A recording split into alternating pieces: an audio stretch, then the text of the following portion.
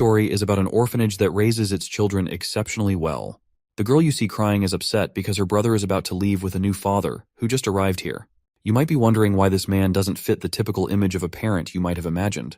Well, it is because these kids receive special education, so it only makes sense if only special parents can take them under their wing. You might also be curious about what kind of special education these seemingly ordinary kids are getting. Well, you'll get your answer soon enough. As soon as the sister tells the kids to stop pretending and get ready for training, they pull out sharp blades and weapons, which are definitely not toys for poking around.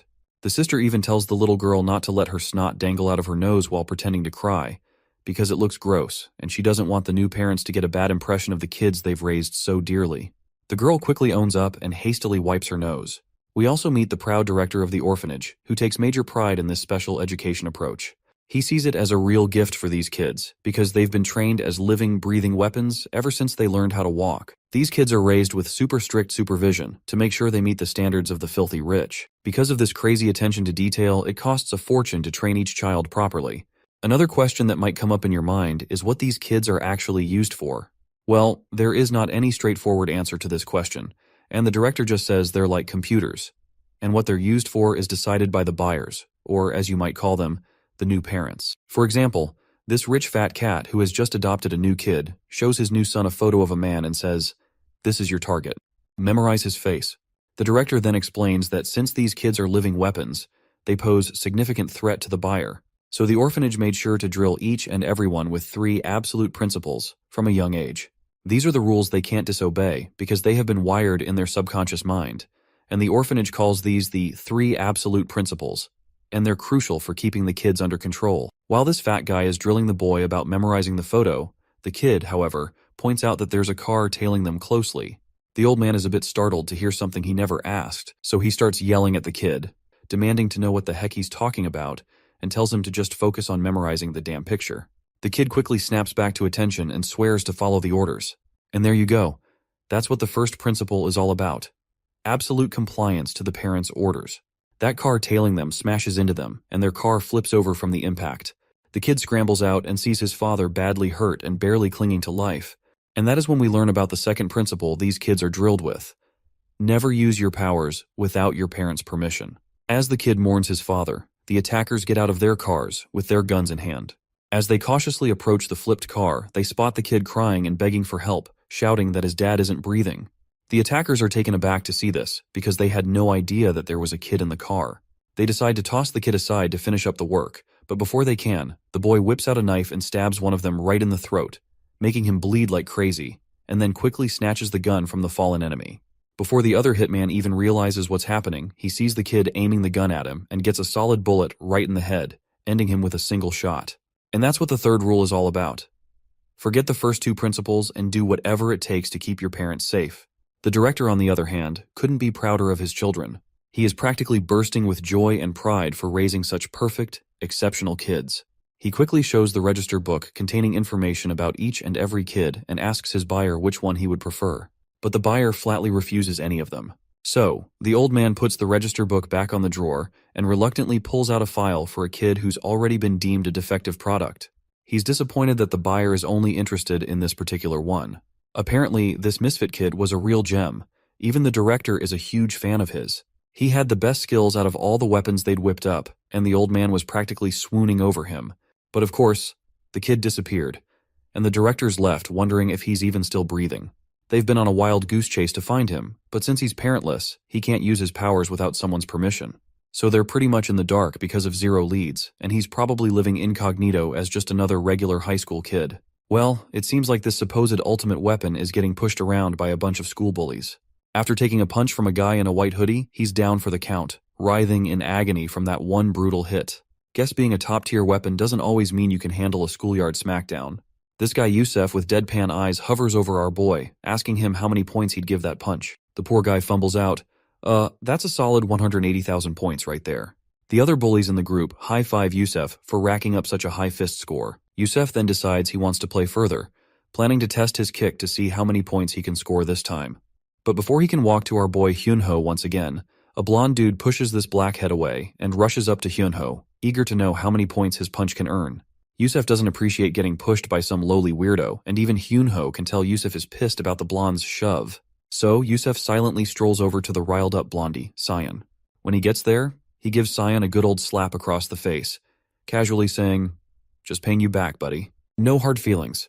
As much as Cyan hates the humiliation of that slap, he swallows his pride and gives a thumbs up to his friend for a solid 180,000-point slap. The guy with the deadpan eyes just smiles and casually walks away, telling Cyan he can buy him a pack of cigarettes instead of flattery.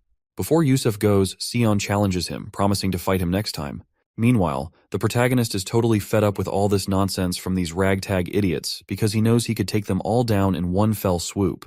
Still, he plays the role of the dumb weakling, and Sion starts choking him, demanding to know if Yusef's punch is actually better than his. Cyan keeps on bullying our boy, treating him like his personal punching bag to vent his frustration, and tells Hyunho to tag along with him for a little while. With no way out, the boy reluctantly follows the rowdy thug and ends up footing the bill for their meal, because, well, Cyan claims he's broke, saying he's all out of cash after running errands for Yusef. Blondie then wonders aloud who would win if he fought Yusef head-on.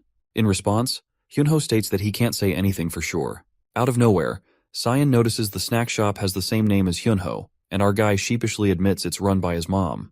Right on cue, his mother also shows up and says if Cyan is her son's friend, he can eat as much as he wants. Cyan is genuinely surprised to learn that this is actually Hyunho's mother's shop, and our boy feels pretty disappointed because he had been trying to keep this a secret all along.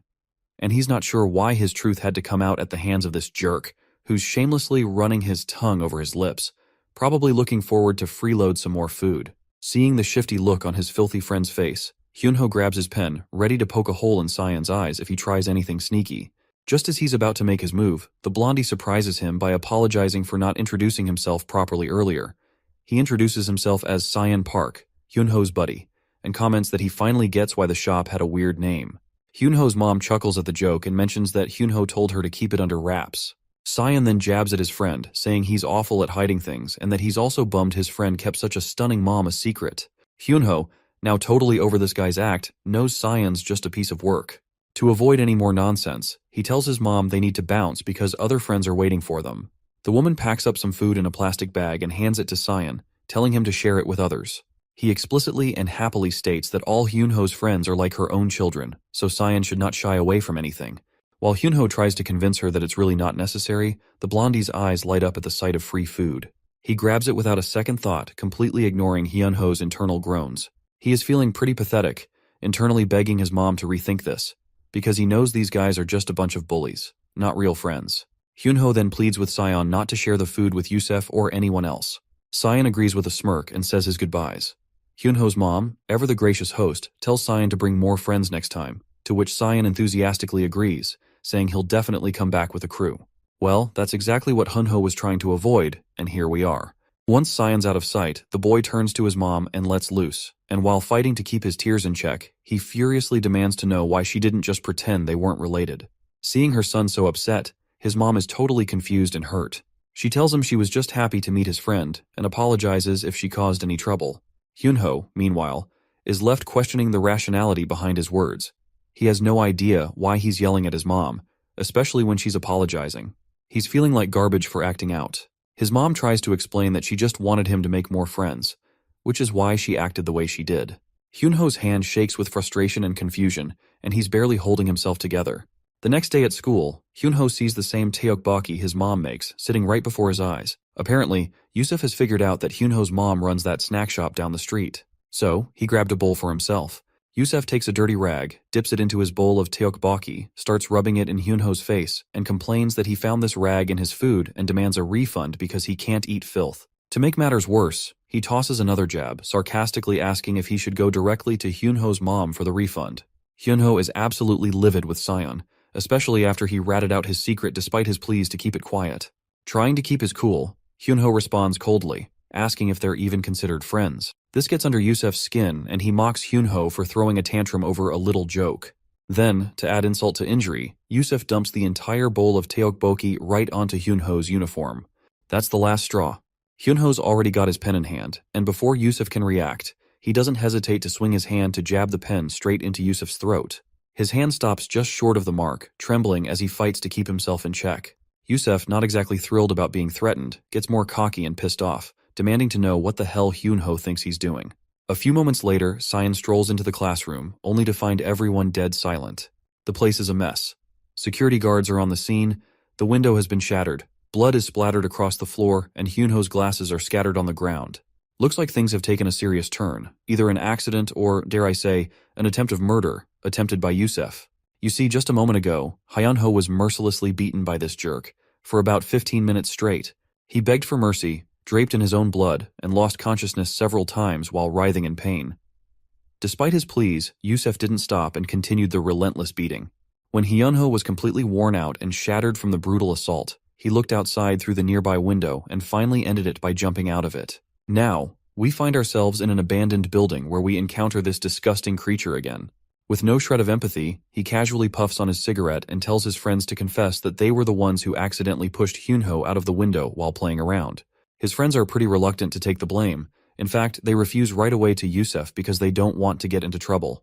That's when Yusef brings up a useful Korean law known as the juvenile offender law. He explains that he's no longer eligible for this because he's past the age limit, so he's asking his friends to help him out by confessing that they were the ones who pushed Hyunho out of the window. He insists that this is the only way he can avoid a trip to jail. Still, the other boys are hesitant and remind him that even if they take the blame, they'll be hit with a civil lawsuit. Yusef just shrugs it off, saying he's got that covered too. He then points out that the civil lawsuit hasn't been filed yet, and if they eliminate Hyunho's only surviving family member, his mother, there will be no one left to file the lawsuit. Yusef also brings a suitcase full of hard cash, offering 10 million won per person in exchange for their help. Once everything's figured out, they decide to pay a visit that night to the grieving mother, who's still trying to cope with the loss of her son. She's sitting in her son's room, surrounded by his things, lost in her grief. As midnight strikes, the thugs quickly put on their masks and head straight for the 5th floor. But when they try to use the elevator, they find it's out of order. So they opt for the traditional staircase. As they make their way up, they discover that the elevator is jammed because someone has intentionally wedged it with a fire extinguisher, preventing it from coming back down. Before Yusef can even figure out who might have done this, they hear a familiar voice.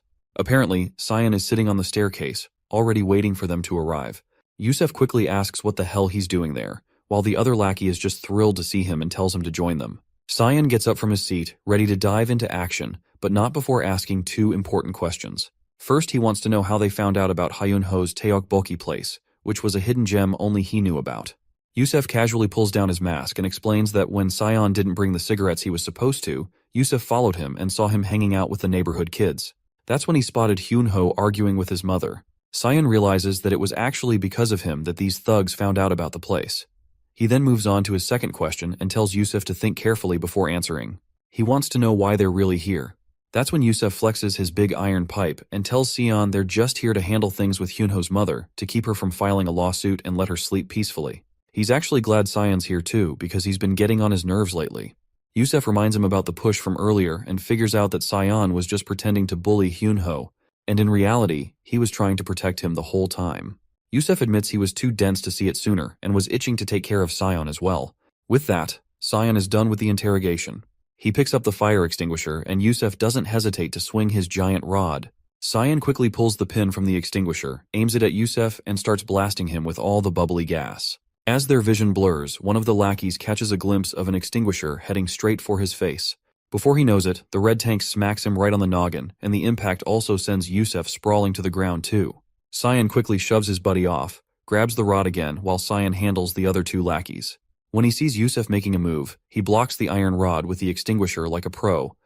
In a flash, he ducks down and slams the extinguisher onto Yusef's feet, smashing his toes into oblivion. Sion then boots him over the stairs, sending him tumbling backward. He then starts trolling down the stairs, while casually informing Yusef that his cuneiform bone above the metatarsal is broken, and he's pretty sure this arrogant bastard won't be walking anytime soon with those messed up legs. The filthy man groans in pain, lying defenseless on the ground, and shakily asks why Sion is doing this to him. That's when Sion drops the bombshell. He explains that there are 3 principles that were drilled into his mind as a kid. First, a parent's word is absolute. Second, don't use violence without permission. As he says this, he lands a devastating punch right on the guy's head. The other lackeys on the ground are totally lost, not understanding a word of this crazy rant. It's pretty wild that we were led to think Hyunho, the whiny kid with glasses, was the main character. Turns out, Sion is actually the missing kid from the orphanage. After losing several teeth and with a broken nose, Yusef begs for forgiveness and pleads for Sion to stop. But our boy keeps going. explaining that the third principle is, if there's a threat to the parent's safety, the kid can ignore the first two rules and handle the situation however necessary to keep the parent safe. Sayan remembers Hyunho's mother saying that all of Hyunho's friends are like her own children. So, basically, she's his mother now. And if anyone threatens his mother, he's got the green light to beat them to a pulp. With a resounding bang, Sayan smashes that filthy bastard's skull, and the sound echoes through the building. The scene cuts back to the creepy orphanage, where a sister is visiting the director. She tells him there's a call from Korea. When the man asks who it is, she says it's the Baeko personnel. The old man's mind perks up as he recognizes the caller and quickly grabs the phone. The caller quickly reports that they've found the kid they've been hunting for, the legendary figure from the Dead Mansion project, codenamed Sean. Apparently, he's in Korea right now. And there you have it, the official introduction of our boy. The orphanage, which is known as Dead Mansion, is a highly funded multinational organization that produces weapons for the rich. In the eyes of the orphanage, he was the perfect child, and his code name is Sean Park Sion. They had us fooled in the first half, not gonna lie. I really thought the black-haired guy was the real MC. Here's the scoop on our boy's backstory. Sean was one of the children created by the Dead Mansion project. He was the pinnacle of their product they had produced so far. He was top-notch in infiltration, weapon skills, and VIP assassination. He was meant to be supplied to a top client of the orphanage, a notorious Yakuza organization in Japan. But there was a mix-up, and instead of Japan, he ended up in Korea. The director explains that it's been 5 years since that mishap, and he had almost thought Sean was dead, so they gave up on him. But now, this guy, who looks more like a filthy rich mafia boss than a father, is thrilled they've found him. He quickly tells the sister to bring Sean back as soon as possible, by any means necessary, because he can't wait any longer. The woman, whom we've been calling Sister, lets down her black veil, revealing her dead eyes. She quickly adheres to the order, saying she will proceed with the retrieval operation immediately, and this lady in question goes by the name Rachel. As soon as she drops her act as Sister, my God, this woman looks absolutely creepy. Dressed in a tight black shiny suit, she's not holding back a single bit in flexing her big guns. She makes it clear that she will drag Sion back even if she has to take him out by force. This woman is the Dead Mansion instructor, and her specialty is still unknown. However, the director quickly tells her to simmer down because he needs Sion unharmed, and she doesn't need those guns either. The lady quickly gets embarrassed and starts picking up her robe to put it back on, muttering about how she was just getting into character. In the next scene, we see Kwon Byung-woo, Yusef's father, bowing his head to apologize to Hyunho's mother. He promises to cover all medical expenses, mental damages, and any other compensation she might need. But the woman flat out states that nothing will change with just an apology because this isn't something that can be resolved with words alone. The students nearby are startled to see this filthy rich man bowing his head like this. And Kwon Byung-woo finally lifts his head, turns around with a blank face, saying he will be taking his leave. The woman is utterly baffled by his strange behavior. In response, Kwon Byung-woo covers his face with a handkerchief and reveals that he was here to make amends. But since they can't resolve anything through discussion, he will leave because efficiency is key in all matters. He then walks forward towards his luxurious Maybach, telling the woman that he also knows other ways to sort out this mess because he's quite the expert in these matters. With those parting words, his car zooms off. He then complains to his manager about how disgustingly stingy and smelly that place was, insisting they tear it all down and build a mixed-use complex instead. The rich man then asks about Sion, or we can also call him Sean, and asks his manager if they have taken care of that kid. The manager lets him know their people are already en route and the secretary will ring them once the job's done. Kwon Byung-woo just nods and heads to Sanlim University Seongsim Hospital. Inside, we find Yusef all banged up, wrapped in bandages like a mummy. He tells his dad the kid who messed him up was no average Joe. He kept rambling about some 3 engraved principles or something. His dad raises an eyebrow, asking if this is the new trend among kids. Yusef just shakes his head, saying he hasn't a clue. Before Yusef can spill more, his dad cuts him off and gives a cold stare to the women and humbly requests the nurse to give them some alone time. Once the lady is out of the way, he slaps his son hard right over his face, just like any typical father. After slapping Yusef's face, Byung-woo lets him have it. What's really grinding his gears isn't just that his son picked a fight, bullied some kids, and caused them to jump out of a window. Nah, what's really bothering him is that Yusef didn't clean up the mess afterward, leaving a trail of evidence behind. He drills into Yusef that the basics of the job are to avoid doing things twice, meaning don't screw up and leave evidence for others to find. Byung-woo tells him to watch his father closely and learn from this chance to fix things. Meanwhile, Sean is taking a beating from a group of goons sent by Byung-woo. The leader, decked out in gloves, watches as his lackeys drag the injured boy from the ground. With a scowl, he delivers a series of stinging slaps to Sean's face, not stopping until the boy collapses from sheer exhaustion. The glasses-wearing thug, looking down at Sean with a sneer, says, "You might have taken down a few kids, but you're nothing against adults." They grab one of Sean's arms, and the burly lackey yanks it straight, holding it firm. The leader then places his foot on Sean's arm and applies all his weight, leaving the poor kid writhing in agony. Before they leave, they make sure Sean knows this is payback for the humiliation and beating he dealt to their young master, Yusef. They're leaving him alive just so he can stew over his mistakes. As dusk settles in, Sean sits there, snapping his shoulder back with a sneer. He chuckles at how the goons couldn't even tell the difference between a dislocated and a broken arm, despite their big talk about being adults. The beating he received? Well, it was nothing compared to the thrashings Aunt Rachel used to dish out. Sean's frustrated that he can't tap into his full strength without orders, but he's relieved knowing Yusef won't be bullying anyone else. As he heads out, grumbling to himself, he runs into Hyunho's mother. She recognizes him immediately and asks, "What happened to you?" With a warm hello, Sean greets her and is soon invited to dinner. Hyunho's mother has prepared a feast, urging him to eat his fill. When Sean hears this command to eat, he dives into the food like a wild beast. He is driven by an instinct to comply with the care of someone he now sees as his parent.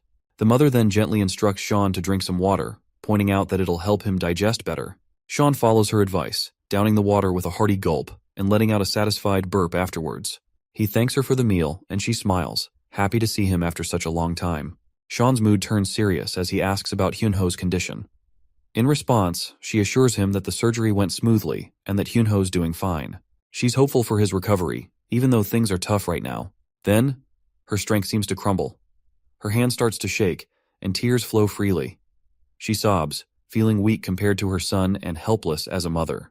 Her heartfelt wish spills out of her tongue. She wants to destroy everyone who hurt Hyunho, especially Yusef's father, and tear them all apart. Well, it looks like Sean has finally found a reason to unleash his powers at full force against those jerks. As the lady turns around to apologize for her sudden outburst, Sean's already long gone. The scene then shifts to Byung-woo Construction Company. Inside the building, the father of that nasty son raises a toast to celebrate the record profit they've racked up in the third quarter of this year. He's giving a heartfelt thanks to all his employees, saying it's all thanks to them that Byung-woo Construction has come this far. Among the crowd of employees, we spot one of the same hefty guys who had beaten up Sean earlier, and near to him stands a waiter who suspiciously looks like Sean. The waiter approaches the man and offers to pour him a drink.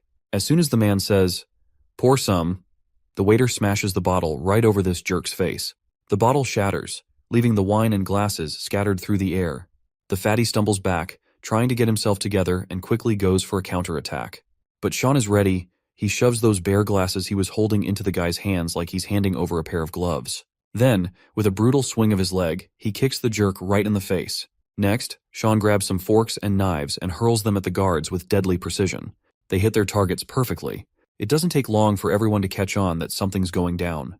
Before they can do anything, a bunch of the black-suited guys are already out, and people are screaming about a blonde kid who's causing all this mess.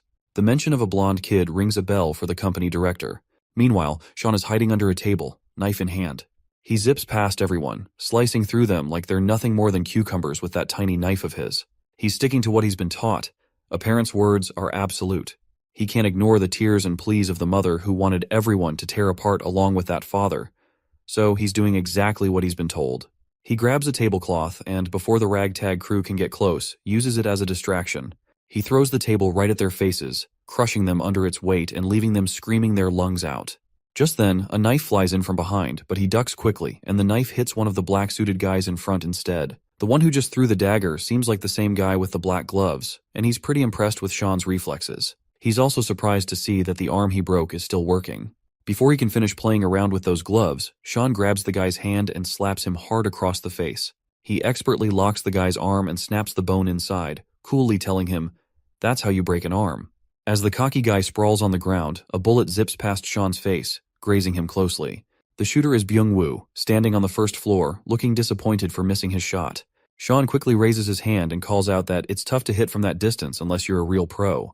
Byung-woo curiously asks who this kid is. He remembers that Korean kids these days are into something called crew, so he asks if Sean is part of that too. To which Sean responds that he doesn't know what the heck that crew thing means. But if Byung is asking which crew he belongs to, then he proudly states that he is with the Hyunho snack shop. The mention of Hyunho snacks rings a bell for the zombie-like dude, and promptly asks if Sean is talking about that smelly alleyway junk food place. With a sneer, the man shoves the gun barrel right between Sean's eyes and asks if the woman tipped him off to kill him. Sean smirks and says he's absolutely wrong, because all she did was tell him to tear and crush everyone. While the zombie is trying to figure out what the heck Sean is saying, my guy moves with lightning speed, knocks the gun away, and gives the guy a solid slap. That one slap was enough to scramble Byung-woo's brain, and with Sean's final punch, the dude hits the ground, and his face is a bloody mess, nose and mouth bleeding from the impact. Sean makes it clear he's not here to assist anyone, he's just following his parents' absolute commands. With that, he turns to walk away while the guy on the ground keeps ranting about how he should have taken Sean out when he had the chance, and regrets not sticking to his own motto of leaving no work unfinished. Sean grabs the gun, aims it up at the chandelier, and tells the guy to stop blabbering about pointless stuff. He fires, and the chandelier starts to fall, crashing down and crushing the man just as the mother wished for. Sean walks away, shaking his head and muttering how both the father and son are really just the same. We're back in the hospital, where the nurse asks Yusef if he's feeling any better. The arrogant guy just scoffs and asks why he'd be here if he was doing well. The nurse comments that she's heard school violence can be pretty intense these days, but she's never seen anyone as badly hurt as him before. She wonders if the kid who hit him must have been a real expert, though even for high schoolers, this is pretty extreme. As she squats down to pick up her things, we get a glimpse of her giant ass. Man, we already know that the Russians are thick as hell, but this is something next level. She then grabs the injection and asks Yusef what he was discussing with his father earlier about some 3 principles. Noticing the weird color of the injection, Yusef questions what the heck she's injecting him with. Rachel then pulls out her mask and reassures him not to worry, saying that as long as she only uses half, he won't die. It looks like she's finally here to take our guy, and she starts pressing against his chest, grilling him about those 3 absolute principles he mentioned. The guy gets genuinely scared by her death glare and tells her to just get the hell out. That's when Rachel pulls off her fake hair and stops playing games. She straightforwardly demands he reveal the name of the kid who messed him up like that. We also find out her specialties, which are disguise, infiltration, interrogation, and of course, torture. Shortly after, Rachel calls the director when she arrives at Byung-woo's company. She tells him that the boy apparently used his powers. The director is shocked by this news, and Rachel further explains that she rushed to the spot where Sean was last reported. But by the time she got there, he was already gone. The place was a mess, with people badly injured, something only Sean's powers could have caused. The director is confused, saying he has no idea what's going on, because in the history of the Dead Mansion, no one has gone against the absolute 3 principles. The old man walks over to a cupboard, and as he opens it, a deluge of books spills out. He remarks that if Sean is ignoring the absolute 3 principles, it's no ordinary matter anymore. The weapons the Dead Mansion sold off could bypass these principles and target the Dead Mansion itself. He instructs her that her mission has changed, and she must ensure that if Sean is disregarding the principles, she'll need to take action. To which Rachel quickly agrees, and the director also mentions that if she needs support in Korea, she can contact the Baeko personnel there. Just then, 2 men show up right on cue. They're pretty amazed that a single high schooler managed to take them all down. Rachel hangs up, and one of the guys, particularly the fat one, looks a bit freaked out by her appearance and wonders if kids nowadays really dress like that. His buddy explains that she's Russian and that some people are pretty open-minded, adding that even his own wife is open-minded. The next day, we're back at school, and it looks like Rachel has taken on the fake role of a teacher at the school where Sean is studying. She's here to dig deeper into what Sean's up to, and just thinking about it gets her all worked up. She's excited to see how he's grown up. Back in the day, Sean was her favorite student. He absorbed everything she taught him like a sponge. So, she's really looking forward to seeing him again. When she arrives outside the classroom, she spots Sean. He's in the middle of narrating the story of how Yusef was begging for mercy after he beat the crap out of him. Rachel is completely taken aback by his behavior, and she is having a hard time accepting if this vulgar kid really is Sean. Suddenly, a chubby kid sitting behind Sean gets really pissed off and finally wakes up because of Sean's nonstop rambling. They both start getting cocky with each other, and Rachel wonders if they've already figured out who's boss. She remembers how at Dead Mansion, they had this annual event where the kids fought to measure their combat power and determine who was on top. It was so cute when they challenged her, and Sean was always the strongest among them. But now, Sean looks like he's getting his butt handed to him by this big guy, making Rachel seriously question his status as the strongest. The chubby kid keeps kicking and thrashing Sean like he's just a sack of potatoes, and Sean just takes the beating head on. Rachel's face quickly shifts to a blank poker face, watching this once mighty kid get pummeled like a fool. After a bit of watching, Rachel starts to figure out that Sean probably didn't use his powers because he's hiding his true identity. This makes her think he might still be under the control of the 3 principles, but she's not entirely sure and wants to keep an eye on him. She can see his sharp, sophisticated eyes. The good kids from Dead Mansion should have both physical strength and brains, and Sean always stood out. Even if he's hiding his power, his smarts still shine through. As his former teacher, she's a bit troubled that he can't disguise himself properly and thinks about teaching him again when she gets the chance.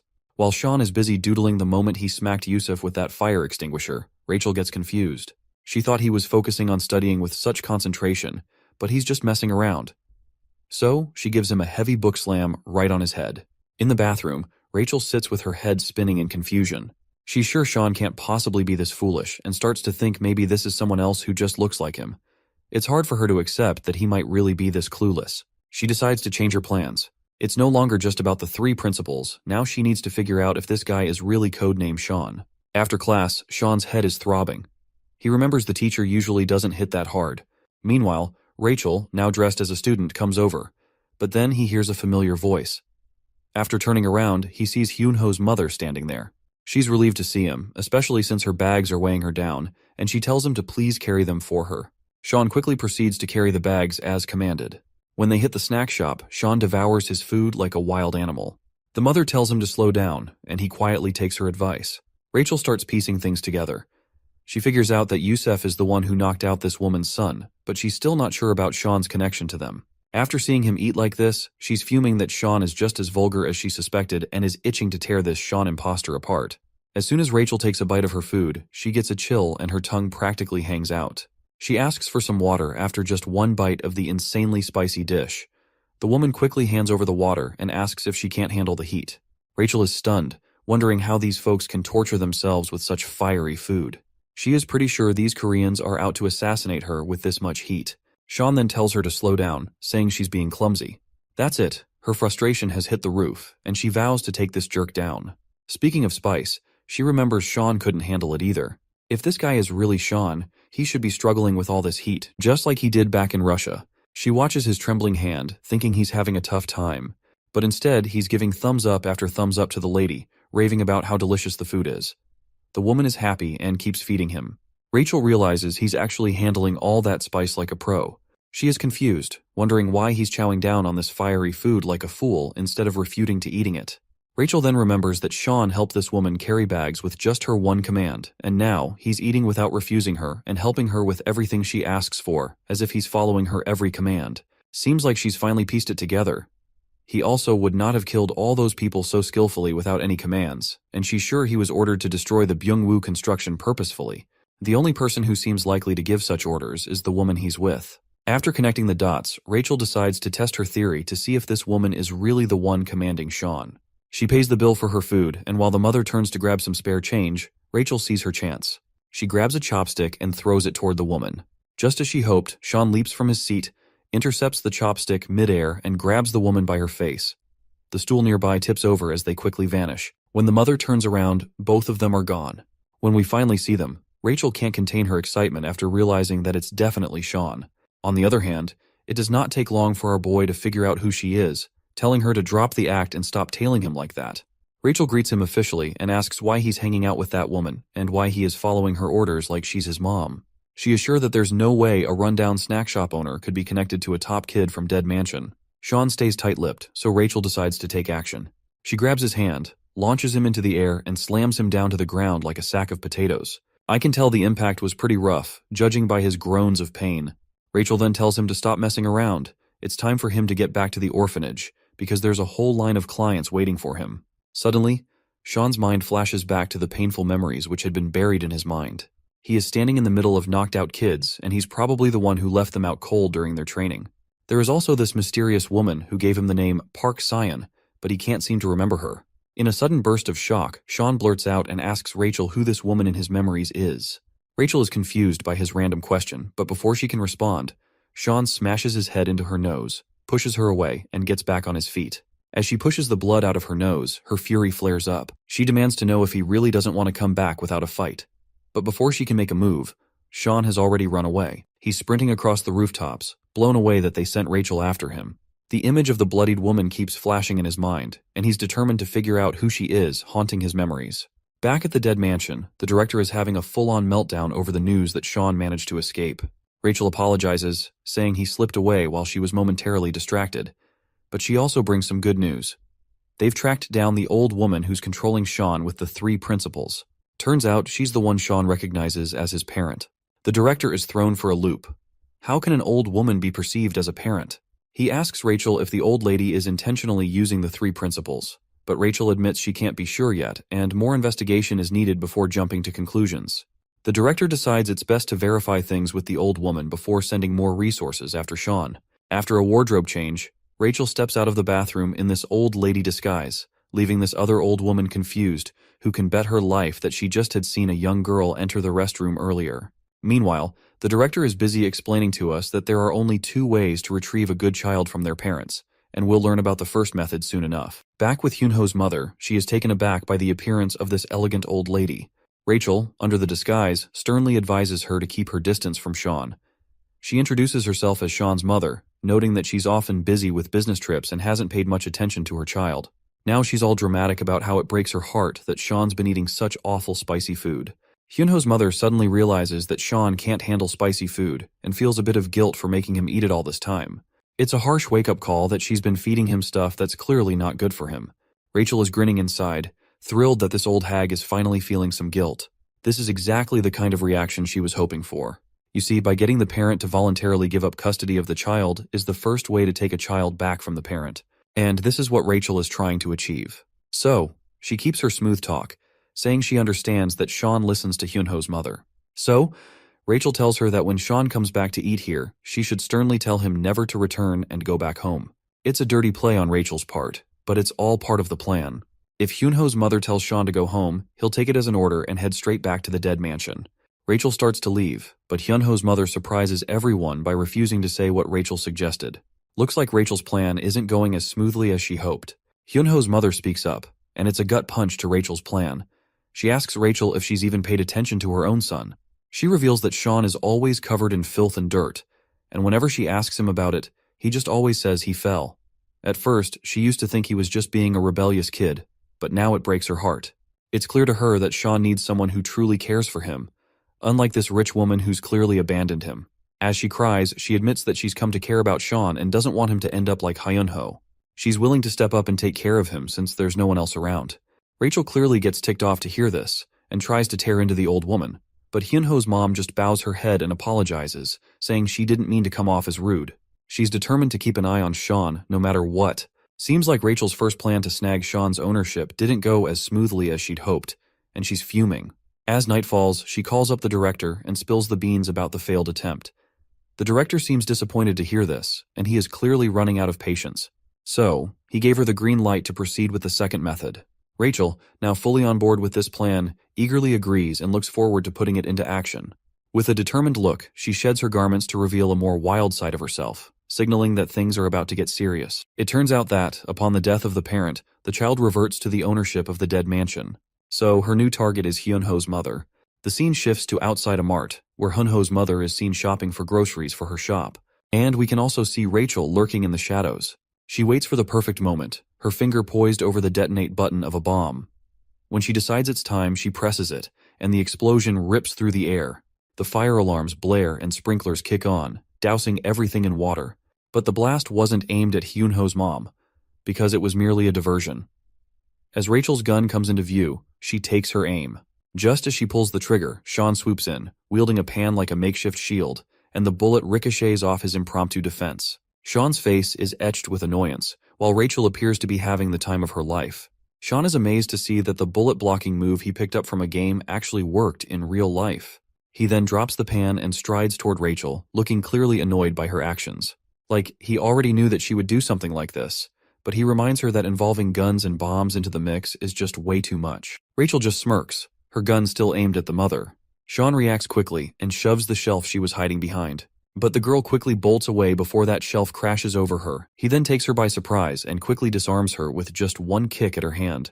But this girl is not messing around, and she quickly pulls out a dagger and swings at him, slashing his belly. Blood splatters to the ground, or so it seems. In reality, it was just a tomato ketchup tin our boy was holding that got punctured in the process. Sean tosses the ketchup tin away, making her lose her last weapon. He quickly tries to smash her with his knee, but she ducks and shoves his feet, sending him crashing into the shelves.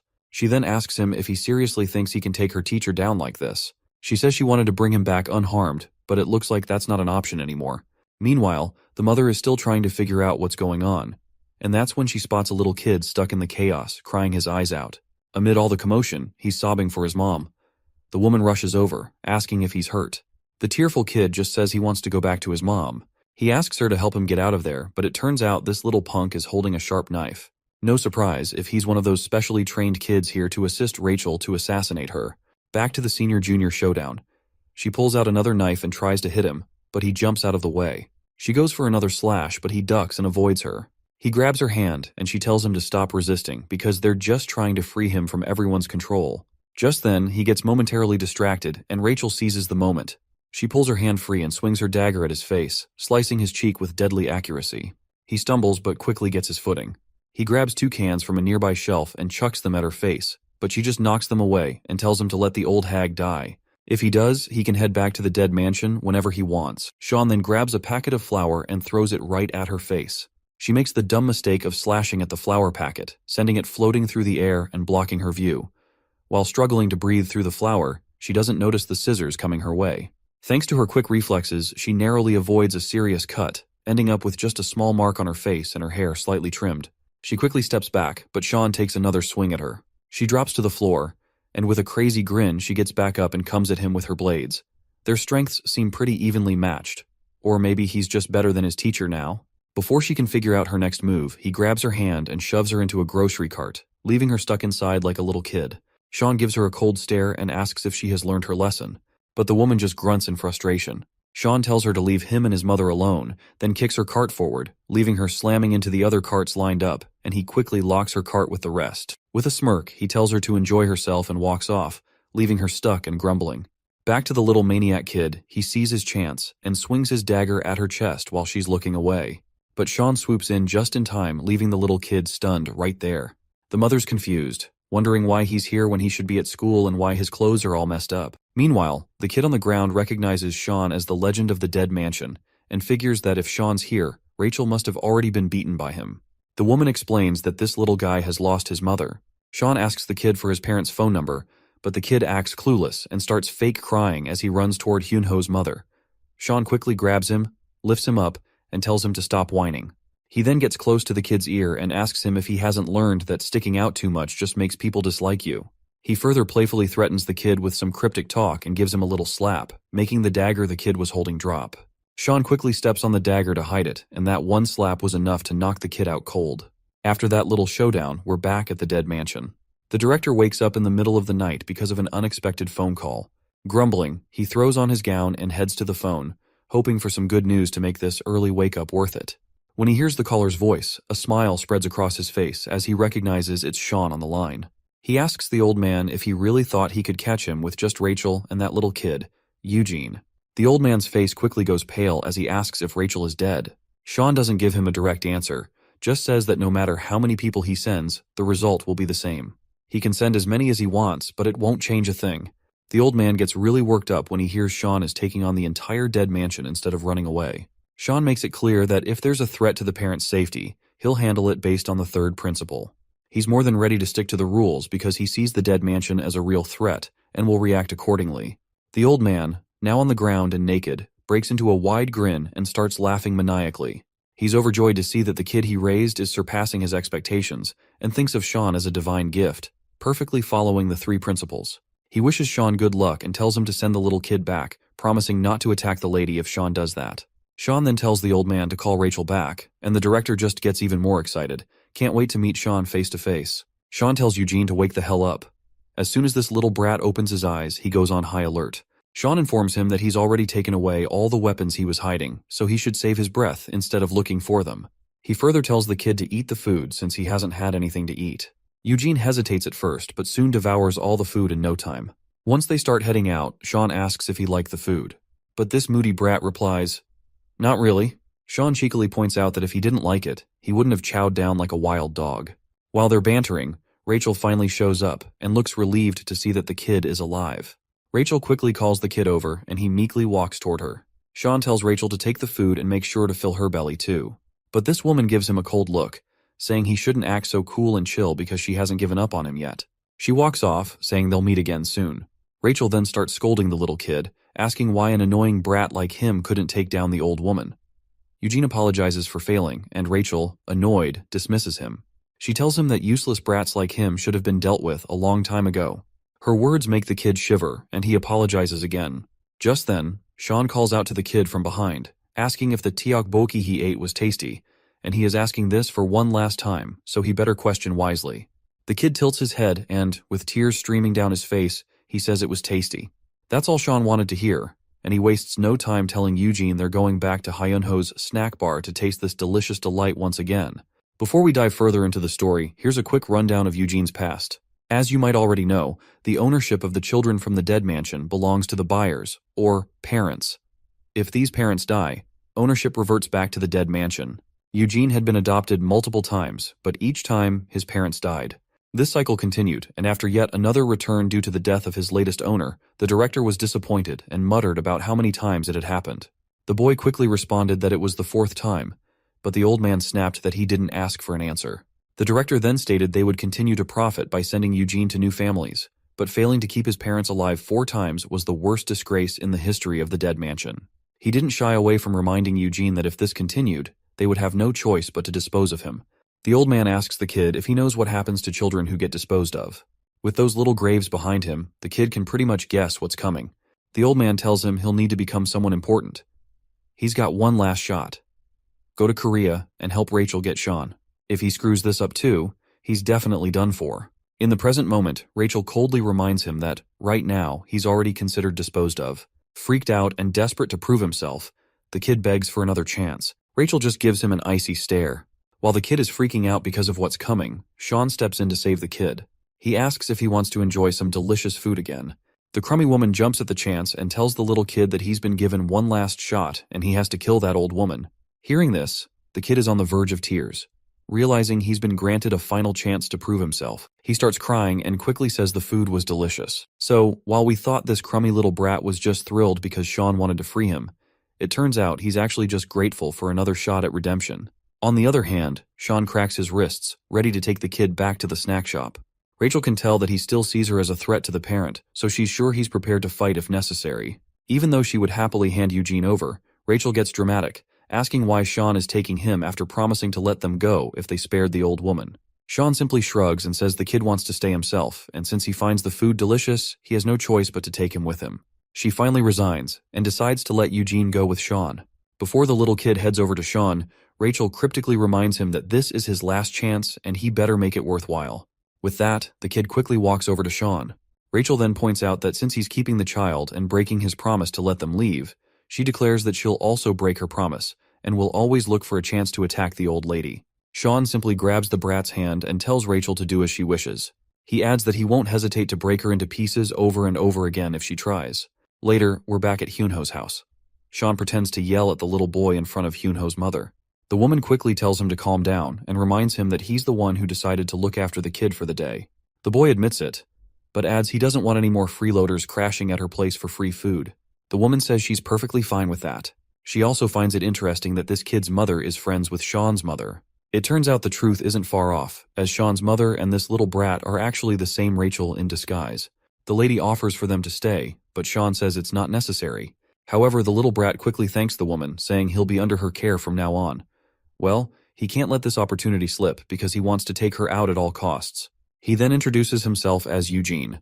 Meanwhile, Sean is feeling a bit overwhelmed, as this is his first time at Hyunho's house. Sean asks if the room over there belongs to Hyunho, and she says it does. He asks if he can go inside, and the mother gives him the go-ahead. Sean walks into the room and finds it pretty ordinary, like something out of a drama or movie. It's the kind of room that feels like a moderately happy family lives there, with a vibe of everyday life and comfort. The room gives off a sense of warmth and normalcy that Sean has always longed for. It's the kind of typical family space he wished he could have been part of. He thinks Hyunho should have been here, living a happy, normal life, rather than being caught up in all the chaos. Once the brat finishes his meal, he thanks the lady and compliments her, saying everything was perfect, especially the omelet. The woman is pleased with the compliment. Then, the kid asks if he can ask her a question, and she agrees. He asks if, besides her son, there's any other family member living here, like a father. The woman is a bit caught off guard by the question and isn't sure how to respond. She tries to keep it light and says that unfortunately, her husband was needed so much in heaven that she had to let him go. The kid asks if he became a family member in heaven, to which the lady says that's pretty much it. Then, the kid points out that her son hasn't gone to heaven and hasn't returned home either. The woman is puzzled by this strange response. The kid continues, saying that a weak, useless child can't become family anywhere. The woman looks even more confused.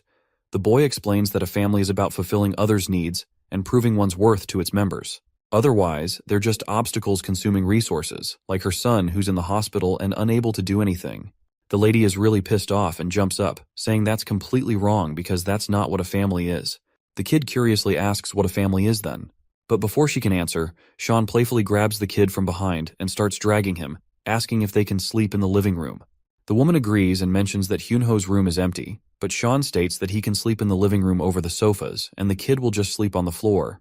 The mother's eyes warm up at their playful sight. As midnight strikes, we see Eugene's face is set in a scowl. It's clear that his displeasure stems from the fact that Sean is making him sleep over on the floor. He then notices light coming from Hyunho's room and decides to check it out. As he peeks inside, he sees the old woman sitting in a chair, looking at her son's photo. Eugene finds it odd that this woman calls her useless child a family, and even welcomes strangers like him as a family, whom she has never met before. He reflects on his own life, where a child's worth is measured by what they can produce for the family. He can't understand how being a so-called useless child can be considered family. Eugene quickly grabs the gun, aiming it at the old woman with trembling hands. He's desperate to prove his worth and become a necessary family member, believing that killing her is the only way to do it. But despite his determination, he just stands there, unable to pull the trigger. Sean quietly closes the door in front of him, and sternly asks if this is really what Eugene wants to do. Eugene's hands shake as he looks at Sean and admits he's just following orders. He then quickly turns the gun on our boy, telling him not to interfere. As he pulls the trigger, no bullet fires. Seeing this, Eugene looks puzzled, wondering why the gun is empty. Sean then scatters all those bullets down on the ground and reveals that he had already taken all the bullets away while Eugene was sleeping. He also knows that Rachel was the one who gave him the gun.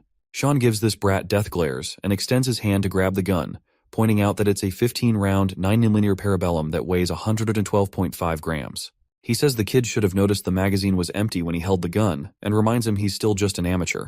Annoyed by the remark, the brat grabs his blade and tries to swing it at Sean. But he ends up pinned to the door by Sean, and as he turns the handle, the door swings open, sending them both crashing into the room. The little one quickly gets to his feet.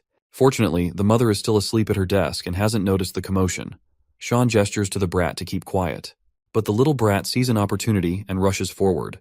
Sean quickly grabs that tie nearby, traps Eugene's feet with it, and makes him fall. But the kid manages to swing his blade and cut the tie almost immediately. Sean tells the kid to be a good little boy, but the kid's too stubborn. He leaps at Sean, trying to slash him with his tiny daggers. They go at it like two hyper ninjas, and it's clear Sean's holding back. This just makes Eugene even more furious, and he swings his dagger again, insisting Sean face him properly. Sean agrees, and before Eugene knows it, Sean has taken the dagger from his hand. The brat, frustrated, throws his other dagger at the lady, but Sean deflects it easily. He then pushes Eugene's feet against his own, causing him to fall. To keep the noise down, Sean quickly grabs the kid by his shirt before he hits the ground. Sean tells him with a smirk that he hasn't even started, and yet the brat is already down.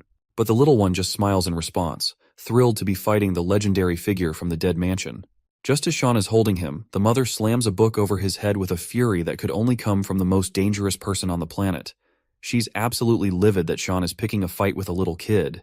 Our boy quickly tries to reassure the angry mother that this isn't what it looks like. Meanwhile, the little brat grabs the dagger from the ground, seizing the opportunity to strike. Sean gives him a death glare and tells him to stop. Then, Sean quickly grabs the little one by the shoulders, reassuring the mother that they're just buddies having a morning exercise session and that the dagger is just a toy. Seems like this little one is still fixated on killing the woman, but realizes he won't get any chance while Sean is around, so he starts to think of a sneakier approach to get the job done. The lady turns to Eugene and tells him he shouldn't pick fights with his big brother because they're all one family under one roof. The word family catches Eugene off guard again, and he gets somber, finally asking why he's being considered part of this family. Sean quickly reminds him that they eat together and sleep under the same roof. The woman agrees and pats Eugene, saying that since he's living here, he's already part of the family. Just then, someone knocks on the door, calling out to see if anyone is inside. The mother goes to answer and, upon opening the door, finds a young high school girl. Well, or should I say, Rachel in disguise. Anyway, she greets the lady as Mother, apologizes for arriving so early, and introduces herself as Marie, Eugene's older sister. Rachel, in her Marie disguise, thanks the mother for taking care of Eugene. Sean peeks over and asks who's at the door. The mother tells him Eugene's sister has arrived to pick him up. Sean recognizes who this sister really is, so he steps outside to greet her. He asks Rachel what brings her here, and she simply says she's here to pick Eugene up. Rachel drops the little sister act and cheekily explains that she's there to take the boy back for the woman's safety. As agreed, Sean then asks if she's the one who ordered Eugene to kill the mother. Rachel leans in and whispers that it was just a temporary order from her, and there's nothing to worry about. Sean tells her, first of all, to put away the knives she's hiding before saying that. She tells our boy not to worry and reassures him that as long as he cooperates, there's nothing to fear. Sean is a bit creeped out by how casually she's threatening him and asks what happens if he doesn't cooperate. Suddenly, Eugene bursts out with a big smile, asking why his sister took so long to get here. He hugs her right away, and she's all dramatic, showing her happiness at seeing him. But while she's being all cheerful, she quietly reminds Eugene that he's failed again and that the director will be pretty disappointed. Eugene snaps at her, asking if she's playing dumb or something. He explains that he hasn't ditched his mission, he's just trying to blend in with these people as family before making his move against the woman. He reminds her that the mother is guarded by the legendary hand of the dead mansion. He might look like an unattractive dumb monkey, but he's no ordinary Joe. In fact, he has fought Sean many times and failed miserably each time. Rachel agrees, saying he really does look like a kind of fool monkey. She apologizes for messing up his operation, but reassures him there's nothing to worry about right now. They're ditching their current mission and heading back to the dead mansion right away. As Rachel extends her hand, the boy grabs it quietly, ready to leave with her.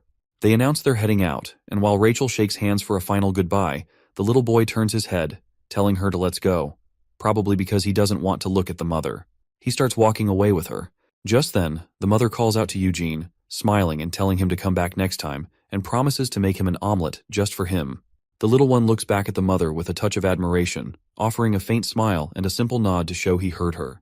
The mother then tells Sean to make sure to visit again with Eugene. She promises to cook up something nice for them both.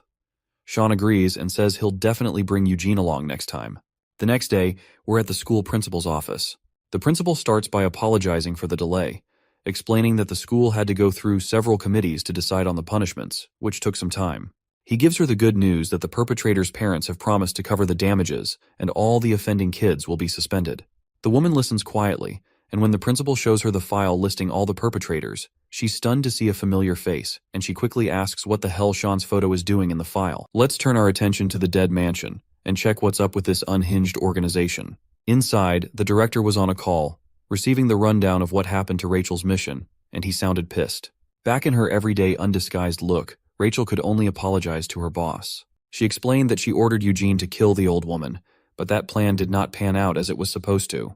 Rachel attributed the failure to the kid being a defective and useless product incapable of killing an old woman. He's a dud who can't even carry out an order properly.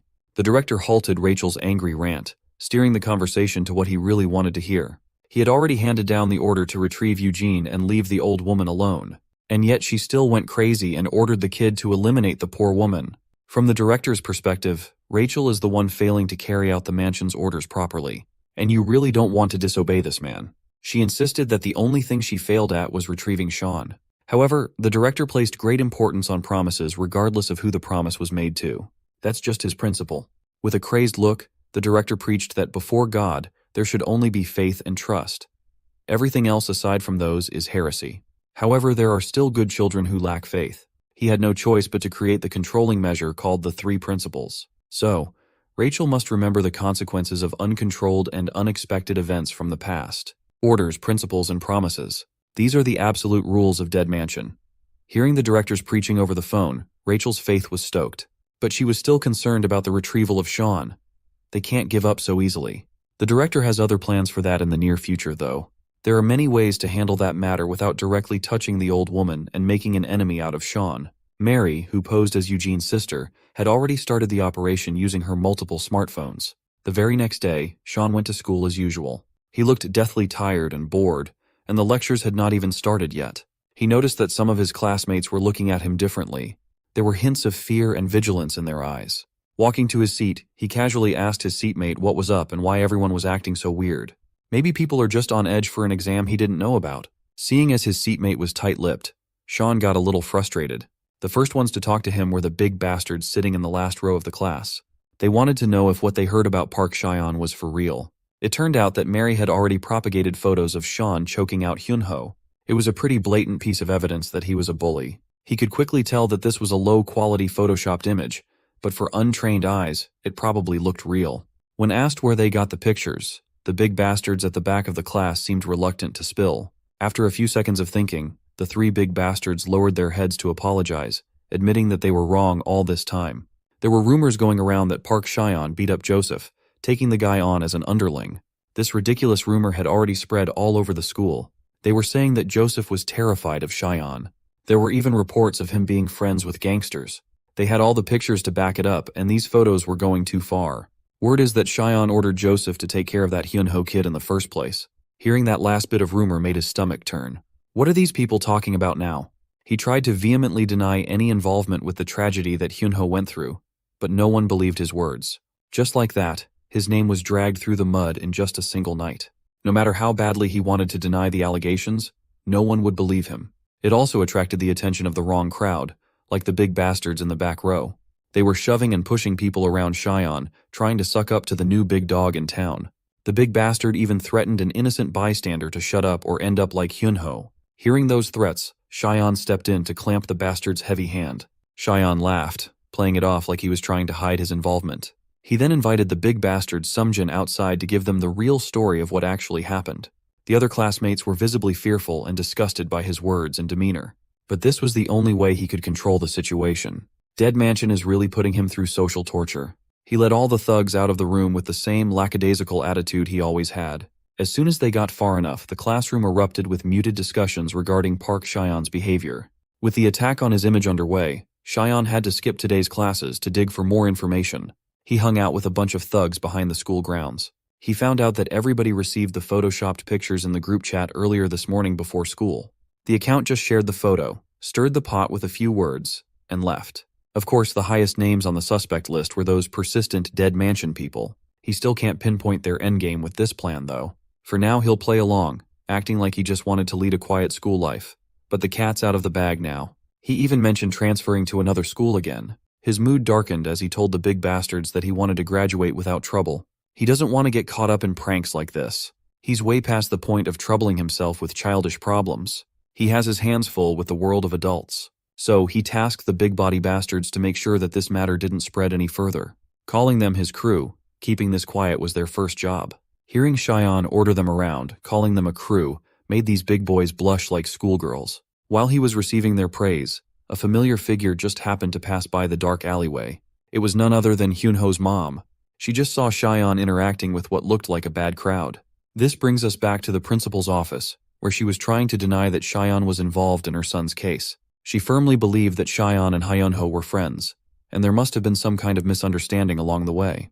But the principal had already gotten hold of the infamous photo circulating around the school. In addition, there's a testimony that he hung out with Joseph in the past. With all the available information planted recently, even the principal believed that Park Chyan was the original instigator of this mess. Hyunho's mother sat in that office, her mind reeling from disbelief. The principal added that contacting Chyan's parents was impossible. They seemed to think that the kid didn't receive a proper family education. As an educator, the principal knew far too many cases where a child such as Chyan could easily go astray. Humbly wiping his sweaty face, the principal urged the old lady to stop trusting the kid so much. Meanwhile, Chyan still wasn't seeing the bigger picture. He only hoped that the rumors would quiet down and eventually die out. Those buff bros have a surprisingly innocent side to them. They were so easily manipulated into becoming his underlings. Just as he was laughing to himself, Sean noticed something odd nearby. He stopped laughing and asked the figure hiding behind the alley if her name was Mary. She eventually showed herself with a wide smile. She thought she was hiding pretty well, so she wasn't expecting to get spotted so fast. As professional advice, Sean urged her to erase that strong coffee smell before going on a covert mission. This happened in front of Hyunho's house last time too. Mary was quite shocked to hear that the legendary Sean could even catch a whiff of someone's scent from so far away. It was almost creepy in a way. Sean took the opportunity to ask what her deal was, and what she got from making his life more complicated than it already was.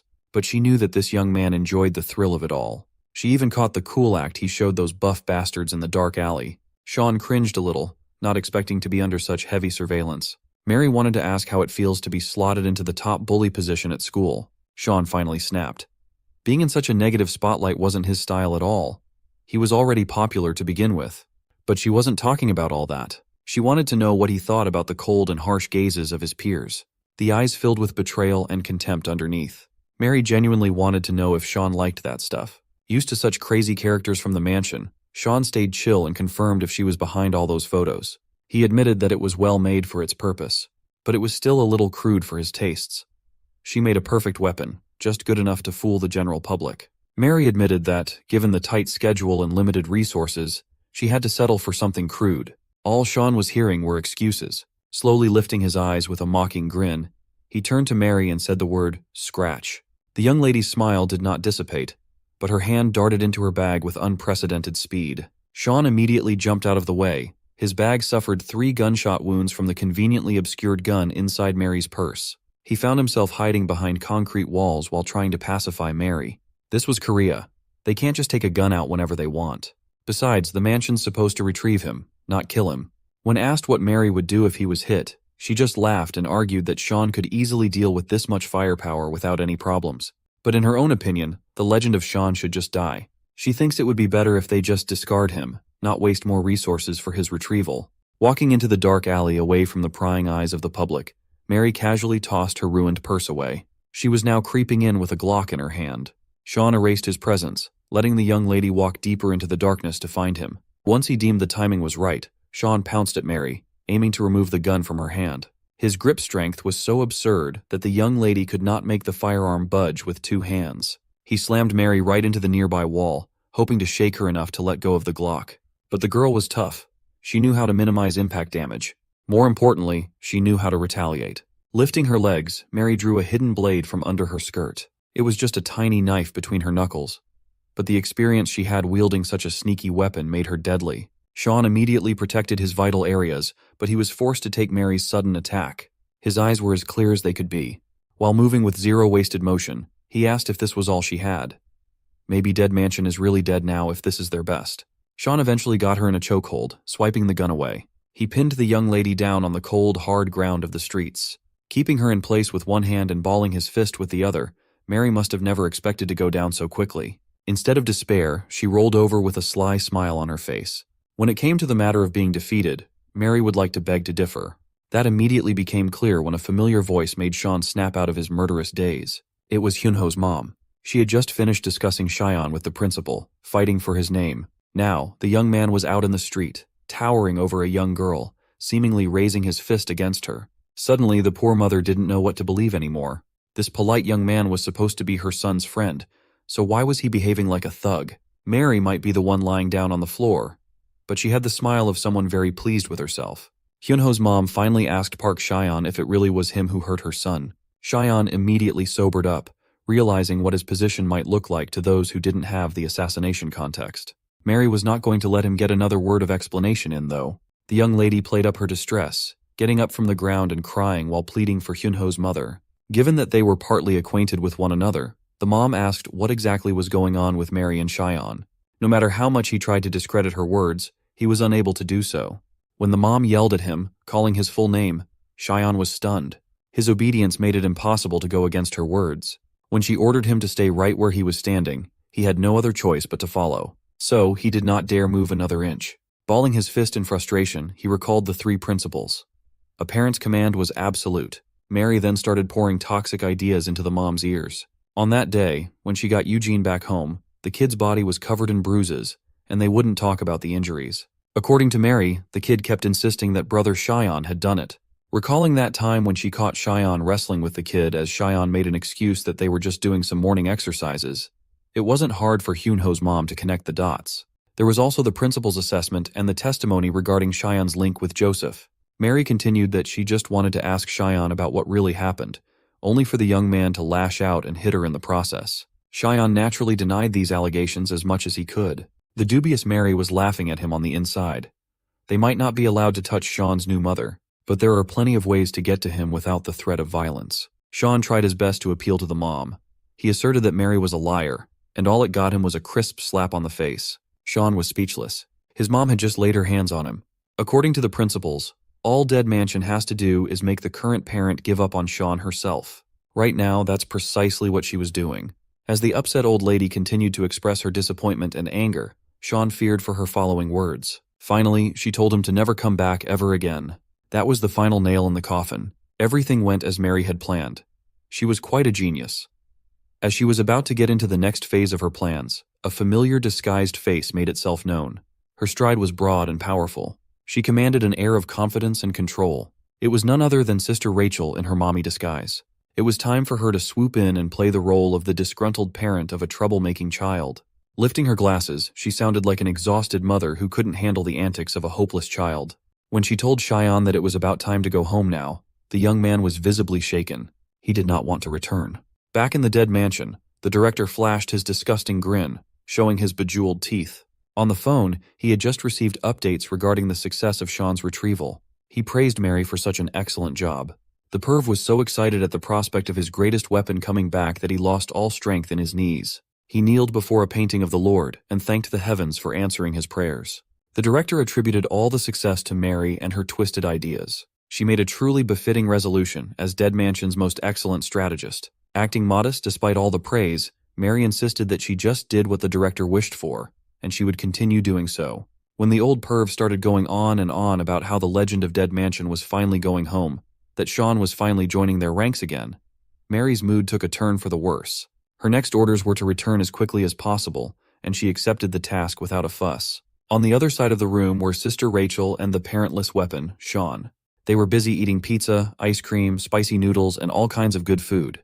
Rachel commented on how similar their tastes were when it came to food, knowing full well that Sean was just eating whatever she ordered him to eat. On second look, this demonic nun was actually forcing him to eat pineapple pizza with a side of mint ice cream.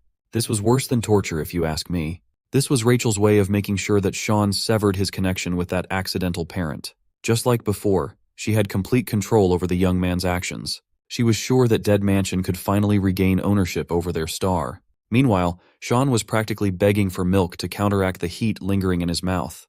While busy with the torturous dinner, a man sitting in a wheelchair arrives to check on Rachel and her mission of capturing Sean.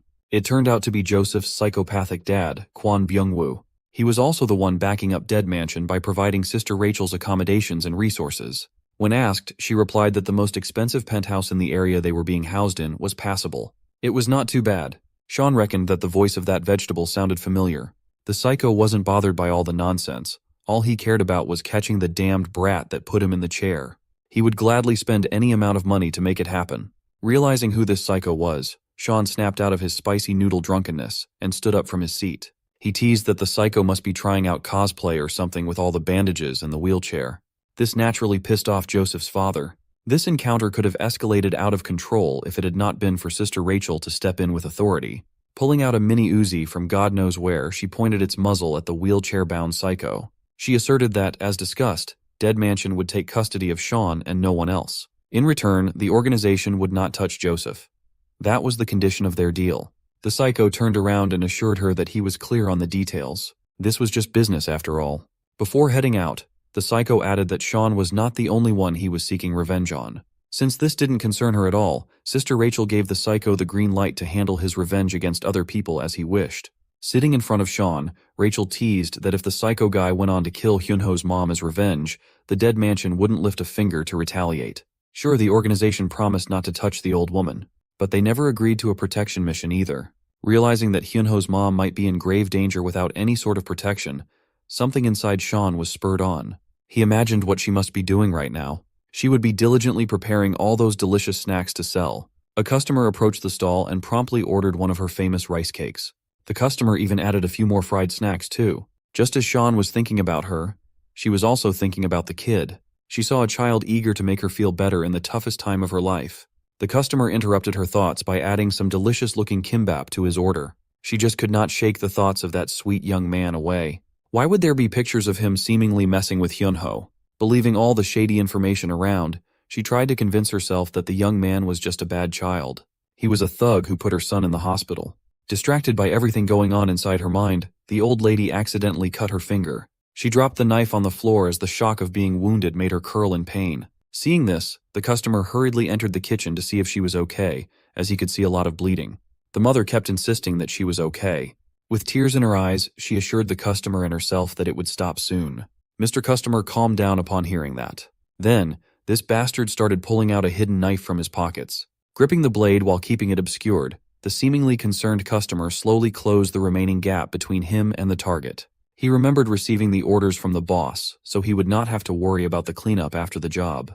All he had to do was sneak up to the old lady and go for the kill, and their partner company would handle everything after that. Just one hiccup though, Hyunho's mom just picked up a phone call. She must have just received massive news as her eyes darted open in shock upon hearing what the person on the other line said. Hyunho's mom hurriedly turned around and ran out of the shop. She didn't even see the man's knife. She just told the customer to eat as much as he wanted free of charge. When asked where she was going, she simply answered that she was heading for her son. It turned out that Hyunho had miraculously regained consciousness. That phone call was from the hospital, notifying his mom that the kid had awakened. Doctors and nurses hurriedly poured into the hospital room to assess Hyunho's condition.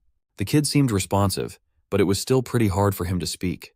The doctor advised that he take it easy and stop pushing too hard. When asked if he remembered anything before getting hurt, the young man stared at the ceiling and solemnly answered that he did. The last thing he remembered was yelling at his mom and feeling like the biggest asshole for it. He could remember her standing meekly and apologizing for doing something nice for her little boy. While he was unconscious, all he could think about was how wrong he was for treating his mom with so much disrespect. All he wanted to do was apologize to her. Then the waterworks finally came down. Experiencing all these overwhelming emotions, Hyunho seemingly regressed to a kid desperately looking for his mom. He missed her dearly, and he felt horrible about how their last interaction turned out. As if on cue, his mom barged into the room. She was still red and exhausted from running all the way to her son's hospital room. She made her way in between the doctors and nurses. She only had eyes for her son. The medical practitioners around the old lady eventually noticed that there was blood on her hands. Quite a lot of it, actually. Hyunho grabbed her bloody hand and apologized with as much sincerity as he could muster. He wasn't all there yet mentally, but he just wanted to tell his mom that he was wrong. He was so wrapped up in his own problems that he hurt his mom along the way. Hearing those words from a son you thought was never going to wake up overwhelmed the old lady with all kinds of emotions. Near the door, the assassin customer sent by the psycho was still tailing the poor old lady. He called his boss, telling him that the mom and son were in the same location. They could just simply handle the two together when the chance presented itself. But the boss ordered the operation to stop. The psycho smiled menacingly as he formulated a change of plans. Back in the penthouse, Sister Rachel was going sicko mode on the furniture around her. Nothing was spared from her rage. Her mouth was bleeding while she was holding her submachine gun. She was chanting curses as if she had been wronged by someone. That's because she had been. That psycho, Joseph's father, dared to kidnap Sean, breaking their agreement. The psycho had just thought of a much more exciting plan. He could personally handle Hyunho and his mother right in front of Sean's eyes. Going back a few days ago, we went to the White Tiger Job Center, where laborers are always for hire. Inside, Sister Rachel felt uneasy with her mission. Beside her was that kid, Eugene. Both were on pins and needles while sitting on the couch, waiting for any updates. They were greeted by a pretty office lady with a nice smile. In her hand were 3 cups of coffee for herself and the guests. Rachel criticized the lady for moving so slowly, asking if making her wait so long was worth it. The office lady laughed lightly and apologized for taking so long. She explained that the market and Byungwoo Construction's headquarters were in shambles due to the many things that had to tally after Rachel had made such a big mess. The lady offered Eugene a little cup of hot chocolate, reminding him to drink slowly. Surprised, the kid thanked her for offering. Sister Rachel looked unamused. They were shelling out quite a bit of cash, so a little trouble shouldn't be bothersome. This was a professional agreement after all. Hearing her mention professionalism, the office lady took a seat and agreed they should conduct themselves as professionals. But isn't it deeply unprofessional when one party makes a massive mess without considering the aftermath? That's what the office lady thought. Hearing the lady take a jab at her actions annoyed Sister Rachel. She was quite adept at disguising her words with pleasantries, though. Eugene just sat there in the middle of all the tension, thinking he should have just stayed at the house. Anyway, the office lady had already taken care of everything, and it was up to Rachel to look at the reports, even though she was being blatantly disrespected by coffee served in a paper cup. Byungwoo Constructions also said they didn't need any compensation for damages. The office lady was quite curious about that. Rachel answered that it was an equal exchange between two parties. That's how professionals get things done. Whatever mess Byungwoo Constructions made would have nothing to do with the dead mansion. But the office lady gravely advised Rachel to take a more careful approach from now on. Curious about the ominous tone, Rachel asked what that advice meant. The office lady asserted that professionals should deal with other professionals, not with reckless delinquents. This Byungwoo Constructions organization was a little too hard to trust. Against Rachel's judgment, maybe they were not worthy of being business partners. Back to the present, she was experiencing the fallout of not listening to the office lady's advice and distrust for the dubious Kwon Byung-woo. The chairs and tables of the penthouse suffered in the hands of the angry nun. When she brings out the guns, you know it's serious. It turned out that the psycho had Sean kidnapped and boarded in a moving truck. Kwon Byung-woo's lifeless eyes poked through the bandages, pleased with the sight of the young man he so badly wanted to punish. He was not expecting such an efficient killing machine to be so useless without the orders of a parent. He rolled up to the young man, petting Sean's hair. Now that he's under Dead Mansion's guidelines, Sean can't really do anything without their proper orders. The psycho was very fascinated by such a powerful degree of brainwashing. Looking at Sean's wild eyes, Kwon Byung-woo could feel his twisted desires flaring up. Turning his chair around, Byung-woo laughed like a kid as he suddenly thought of something interesting. He imagined getting into contact with the organization and purchasing Sean to be his property. From then on, he could just order Sean to kill the old woman from the snack shop. That would be a twisted scenario that only an unhinged mind could think of. Laughing like a maniac, the psycho was quite pleased with how interesting that idea would be to see. He toned down the teasing a little bit. He urged the young man to chill out a little, as they hadn't even gotten started yet. Soon enough, he would tear that old woman and her injured son into pieces right in front of Sean's helpless eyes. Because of the state-of-the-art brainwashing programming he went through, the young man wouldn't be able to do anything but watch as it unfolds. He can't do anything without orders after all. All he had to do was sit still, gagged and bound while watching the show. Shortly after that, it would be his turn to experience the pain himself. Kwon Byung-woo had already told Sean that he would kill everyone involved in this case. You could say that he's a man of his word. Back in the hospital, threats had been removed, and the doctors and nurses made sure that Hyunho was stable. His mom was lovingly peeling an apple at his bedside. She really was a goated mom when it came to caring for her child. With only the two of them in the room, Hyunho asked his mom about the cut on her finger. He wondered if she had accidentally sliced herself. She immediately waved it off, not wanting to worry her son. She told him it was just a little nick and nothing too serious. But Hyunho was done with being a shitty son. He knew his mom would always downplay how bad things were.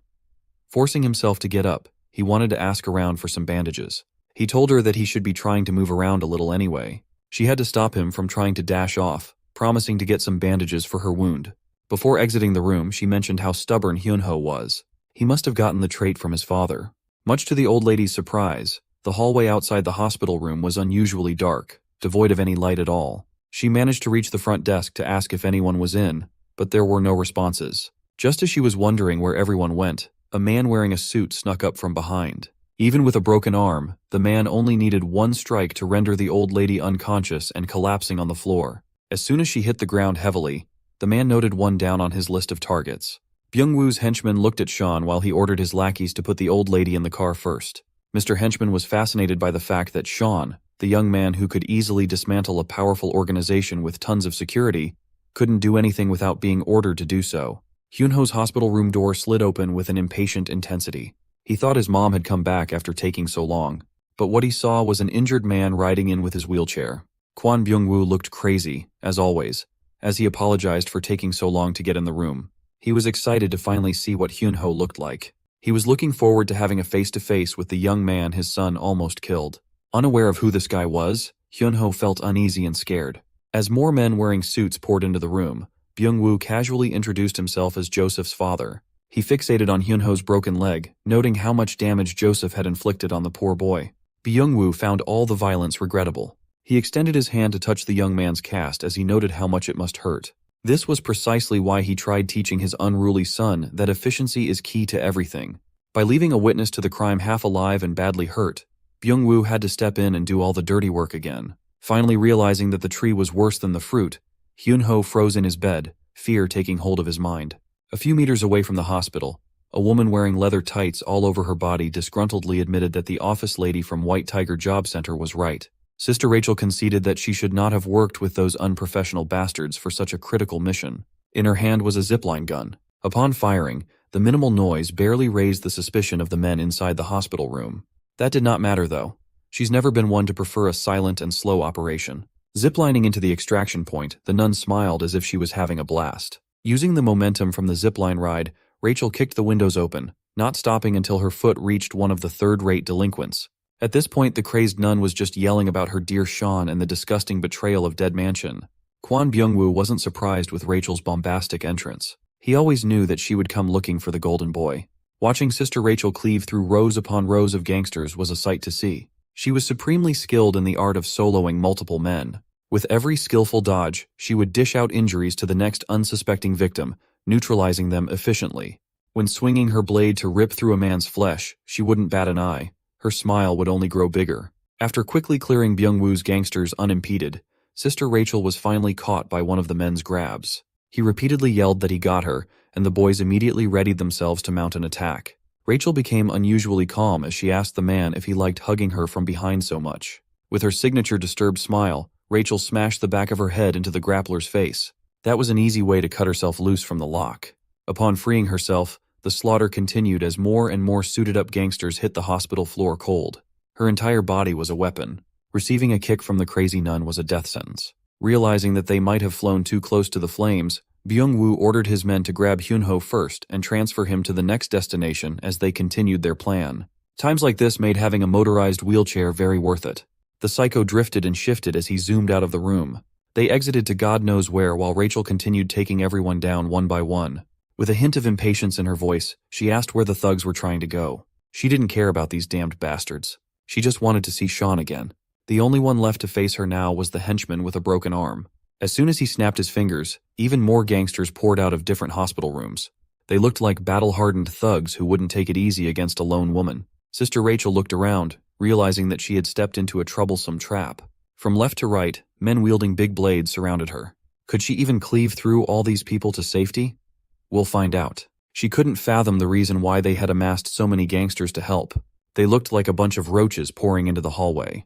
There was even one whose weapon choice was the iconic chainsaw. After revving it up, the grisly sound of the motor filled the halls. Rachel raised her hands and admitted that she was impressed with them bringing interesting tools of slaughter. Since they were kind enough to show her something cool, it was only fair that she took out her tools too. By tools, she meant the plethora of guns she had concealed under her coat. Taking submachine guns into either hand, she pointed the Uzis at the unfortunate gangsters. Rachel's trigger-happy finger unleashed a rain of bullets while taunting the thugs to come at her if they could. Even the bravest men would hesitate to rush in once they saw their comrades dying on the floor, bleeding out from bullet wounds. The chainsaw guy was still alive. He hadn't moved an inch from his position since earlier. Rachel effectively controlled the situation by doing what she did best: chaos. Since it looked like she wanted to play with guns, the henchman would play along. He did so by bringing Sean out from where he was being stashed to watch. Hidden behind the other gangsters, the henchman fired a gun from his seemingly broken arm. It hit Sister Rachel on her thigh, causing quite a nasty bleed. She did not look hurt, though. If anything, she looked more pissed instead. The crafty henchman had actually used his fake broken arm to conceal a firearm inside the cast for a chance like this. Finally dropping the broken arm act, he assured Rachel that the next bullet would be aimed at her head. Hearing this threat, something inside Sean switched on. Forcing himself to remove his gag, he asked the henchman if he had just threatened to kill Rachel. Before realizing what was going on, a blur was already heading for Byung-woo's right-hand man. Sean had effectively neutralized the two strong men, keeping him captive in one fell swoop, and finally launched a nasty straight into the right-hand man's face, knocking his glasses away. This wasn't supposed to happen. Sean was supposed to be a useless hostage if no new orders were issued. What they did not take into account was the fact that he currently belonged to Dead Mansion itself. The henchman had just threatened to kill a trainer of Dead Mansion, and it invoked one of the three principles. According to the third principle, Sean could now classify every thug in this hallway as a threat to the organization itself. With nothing but rage in his fists, he swore to break through the current situation and fulfill his duty. The thugs were now looking at Dead Mansion's deadliest weapon, codename Sean. Sean marched forward, acting according to the third principle and classifying the thugs as a threat to the Dead Mansion. Now he had the justification to break through. His captor foolishly tried to wrestle Sean back, attempting to stop him from slipping away like a little rat. But despite their size difference, the grapple was deflected. Sean countered with a nasty straight to the face, knocking a few teeth loose. It was so bad that the poor thug developed a speech defect. Sean added salt to the wound by calling the bleeding thug a baby for crying over teeth and smashed another fist for good measure. The final piece of the combo was a jackhammer to the head, flattening the fool's skull structure. While raining bullets on the thugs that tried to approach, Rachel was analyzing Sean. Without a parent, she wasn't sure why Sean was fighting back. She somehow deluded herself into thinking that Sean was taking action solely for her sake, out of concern. Meanwhile, our boy was just handing out critical punches left and right. When one thug tried to come at him while swinging a metal pipe, he managed to dodge in the nick of time. There were just too many thugs to mow through, so Sean needed to get a decent weapon to go sicko mode. Seeing a potential equip, he rolled over the hospital counter. Thinking he was cornered with nowhere to go, a bald thug vaulted over the counter too. But as soon as he arrogantly poked his head through, it was met with the sharpness of a syringe. Sean stabbed poor Baldy in the freaking eyes. That was just the start, though. Sean took the array of injections from the counter and told his patients to be patient. He asserted that what was to come would be painful. Jumping over the thugs, he unleashed a rain of injections with perfect accuracy. He called it vaccination time. As the gangsters hurried to get the needles out of their bodies, Sean pushed the tempo even more. He started by grabbing another bastard's face and smashing it headfirst into the ground. The display of strength and brutality stunned the rest of the gangsters for a moment, prompting them to draw their weapons. That was until one brave thug yelled at everyone to get out of the way while he revved a chainsaw.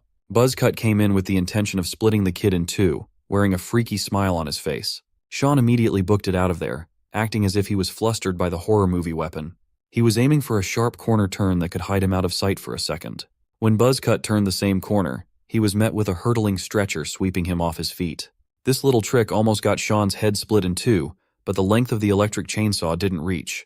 Buzzcut was dazed by his sudden position. Sean tying him up tightly to the stretcher did not help either. Sean asked Buzzcut how he was planning to use the chainsaw while pushing the stretcher. Their destination was the pile of gangsters loitering in the halls of the hospital.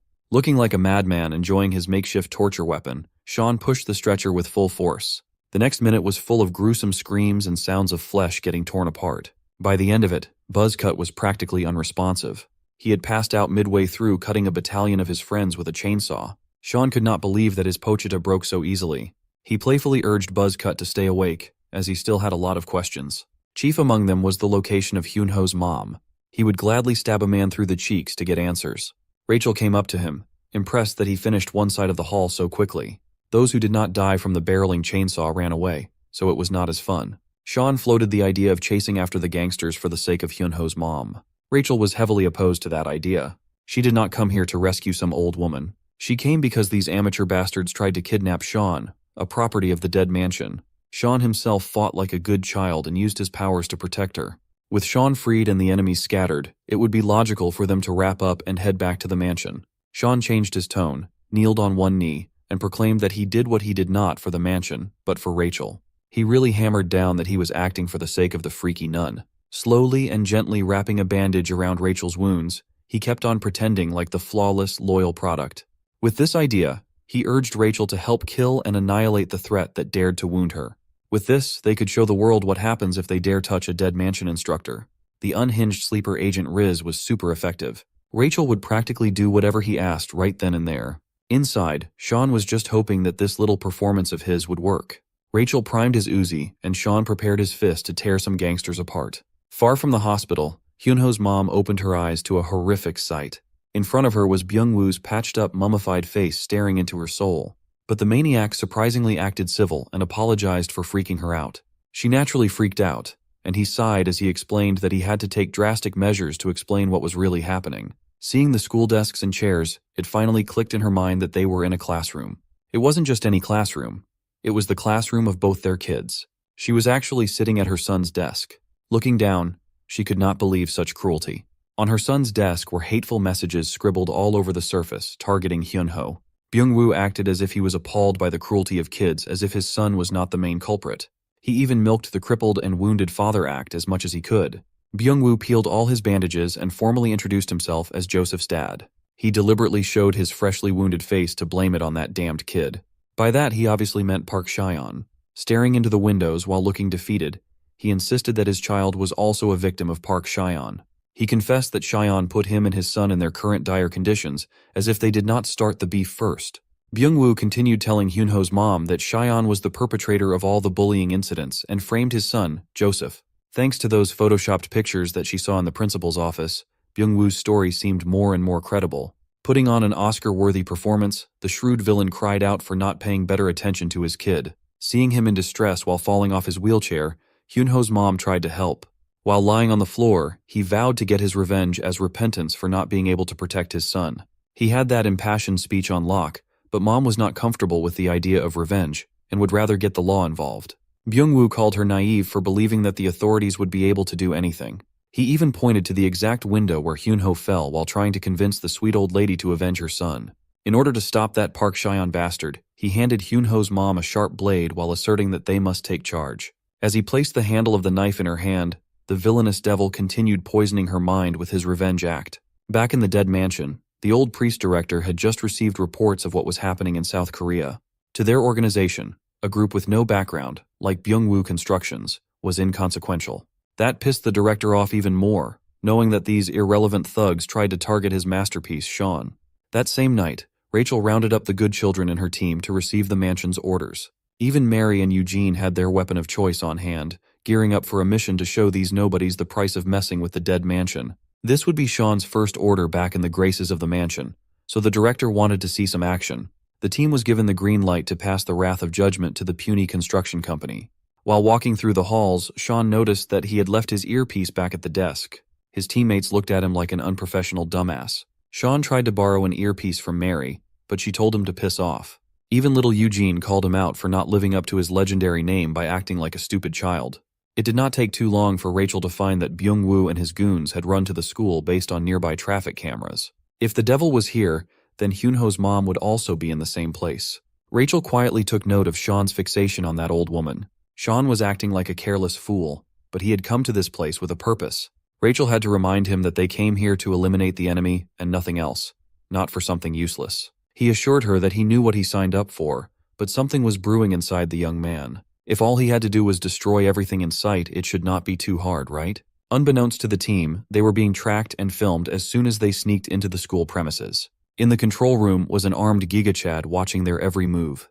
He knew that he was tracking Dead Mansion people and what that meant, but he didn't mind. All he cared about was the increase in difficulty that would require extra payment in his pocket. Giga Chad's partner in crime had also heard of the mansion's child killers, but that's actually an oversimplification. Dead Mansion people are just mercenaries like them. They are just a bit younger and a lot more valuable.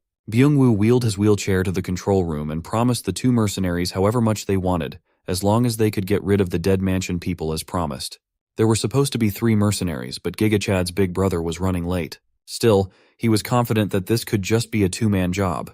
Byung-woo still felt a little insecure, knowing how formidable Cheyenne and his gang were. Feeling insulted by the lack of confidence, Giga Chad threateningly insisted that the job would go without a hitch. Dimitri had a habit of scaring people like that. At least he was professional enough not to lay hands on annoying clients. He believed that this professionalism set them apart from those kids. Sean and the gang quietly traversed the school hall, looking for signs of activity. They had not heard a peep and had not seen a single gangster, but their tracking should be correct. Mary found it strange that none of the CCTV cameras inside the school were working, though. Eugene suggested that they split up and search to cover more ground, and they should be able to handle amateurs by themselves. Rachel liked the idea, and they split up. Mary took the security room as her side so she could work on bringing the cameras back online. Rachel reminded everyone to stay in contact with their earpieces in case a problem arose. The 3 quietly laughed at Sean for forgetting his earpiece like an amateur. Since it could not be helped, Sean was stuck following Rachel instead. Eugene chose to search in the new building. With the kids gone, Rachel and Sean were left in the hall. Being alone with the target of her weird homicidal obsession painted a twisted smile on Rachel's face. Sean started poorly, acting like a tough guy, and Rachel finally dropped the BS to ask him directly if he was still thinking of the old lady and that bullied son of hers. She wanted to know why Sean was going so far for these strangers. This misplaced obsession had no place in the mission and should be dropped. Rachel threatened that clinging to these civilians would only bring more danger their way. Before Sean, they were just regular people. In a couple of days, they had become a target for a prestigious secret association and had been kidnapped by third-rate gangsters. There was only one common denominator among all these incidents, and it was easy to see what it was. Those people would have led a normal life if Sean had not appeared. Now their lives had been permanently upended thanks to his needless meddling. He might not want to think of it in such a grisly way, but Sean could feel the weight of their lives and blood in his every step. Rachel really knew how to push Sean's buttons and make him believe that everything was his fault. She knew how his mind worked, so she also knew how to break it with just a few words. In a highly vulnerable state, Rachel reinforced the idea that the only place Sean belonged to was the Dead Mansion. Their little brainwashing session was interrupted when he sensed something coming from afar. He pushed Rachel aside, both of them dodging a hurtling bullet. The shooter was impressed at Sean's senses that detected the concealed shot. Based on Rachel's reaction to the shooter's appearance, it seemed like she knew him. As it turned out, Dmitry Medvedev was the second in command of a Russian mercenary unit called Barefoot. The last time they'd seen each other was 2 years ago on a mission in Vladivostok. Dmitri slammed the limp body of Mary he was carrying to the ground. He swore that he just smacked her around for needlessly buzzing. Rachel looked at the mercenary with poison in her gaze. Dmitri admitted that he liked Rachel, but a mission is a mission. She raised her Uzi, and he simply aimed his pistol at Mary, demanding a professional instead of an emotional approach to the situation. Dmitri proposed that he could drop this mission and let things slide once Rachel went out with him. Without pause, she cursed the womanizing dog and pulled the trigger multiple times. Dmitri swiftly threw his body to cover, dodging the initial barrage. Running under the counters, he repositioned for a better angle. He managed to return some fire but failed to hit Rachel. She paused behind cover and reloaded her dual guns at the same time. They were not expecting to run into barefoot, so things just got a lot more complicated. While stuck in an intense crossfire with the mercenary, Rachel continued lecturing Sean about how he dragged an innocent old lady into this dangerous world. Looking around, she realized that Sean had already vanished. While reloading his gun, Dmitri kept trying to riz Rachel up. It was ineffective. The mercenary reckoned that a few bullet holes in her body would be enough to knock her unconscious. Sean, who had sneaked to a wall near Dmitri, quipped that the mercenary did not have the skills to take Rachel down. The two quickly engaged in close combat, featuring a gun. 3 initial fires were thwarted by simply redirecting Dmitri's arm. Sean pushed further while keeping the gun out of the equation. With his full body weight and momentum behind a single attack, his fist and the mercenary's face met. Dmitri took the punch like a champ, though. He praised Sean for having a stronger sting than that Mary girl. Licking the blood flowing out of his nose, Dmitri found a decent opponent and was freakishly excited. You see, the Russian mercenaries of Barefoot were notorious warriors. They had this cruel entrance test that filtered out the weak in the most Russian way possible. Entrants were dropped in the Siberian wilderness barefoot, and they had to come out alive after hunting something in the wild. This bloody tradition gave them their name. Those who succeeded in the inhuman trial were inducted into the Barefoot. Dmitri over here hunted a whole bear for his test. Knowing this, it was no surprise that he was not affected by Sean's punch. Just as Sean was thinking back to his supposedly solid punch, Dmitri's fist landed on his face too. This attack sent him flying far away. Dmitri was used to wrestling bears to death, so a puny punch would never be enough to take him down.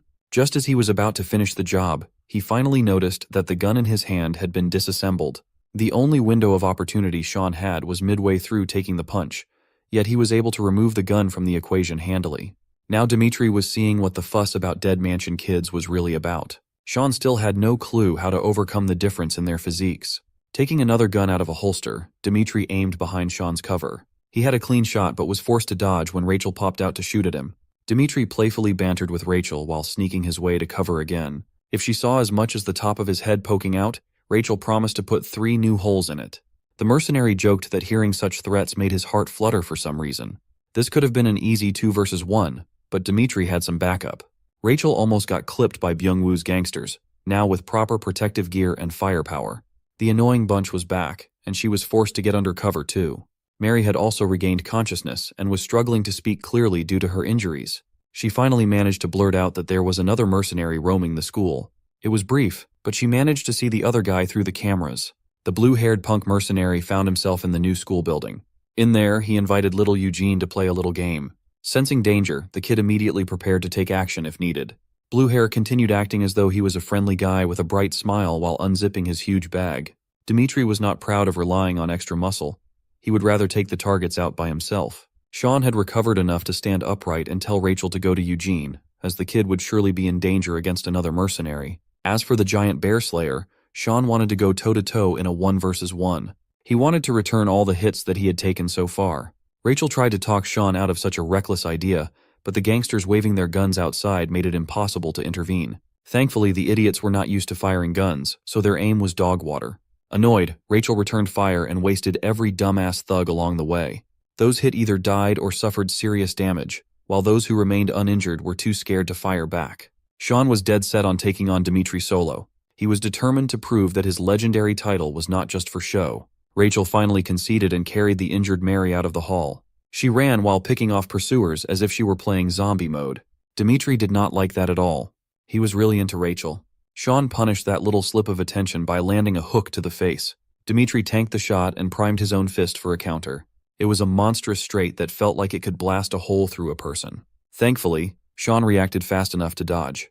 Dmitri does not like being interrupted, especially when he is trying to rizz up a baddie like Sister Rachel. Sean was having a difficult time dealing with the heavy bear-killing punches. The best he could do was parry. But Dmitri was a seasoned fighter. He knew how to deal with poor defenses. He could always just use the difference in sheer force to tip the scales in his favor. Sean was able to put his guard up for the last attack, but the punch mysteriously made his arm bleed with a massive wound. The mercenary used the gun he took apart earlier and jammed the hunk of metal into his flesh. Sean insulted the big man for still using petty tricks, given his size. But all is fair in a fight to the death. He preferred the term strategy. Sean asserted that the use of such petty tricks was the exact reason Rachel would never play with Dmitri. At first, the big man was insulted, but then he was impressed by Sean's effective taunting. Still, you could see that being called out was irritating the mercenary. Sean just happened to find a sore spot in Dmitri's nerves. He really liked Rachel. He liked her enough to abandon all tricks and run up to Sean like a giant freight train, ready to tear the kid to pieces. As usual, Sean kept his eyes open and parried the first strike. And just like before, he was sent flying out of balance as the impact was too much. This time, he left 2 pens stabbed in Dmitri's arm.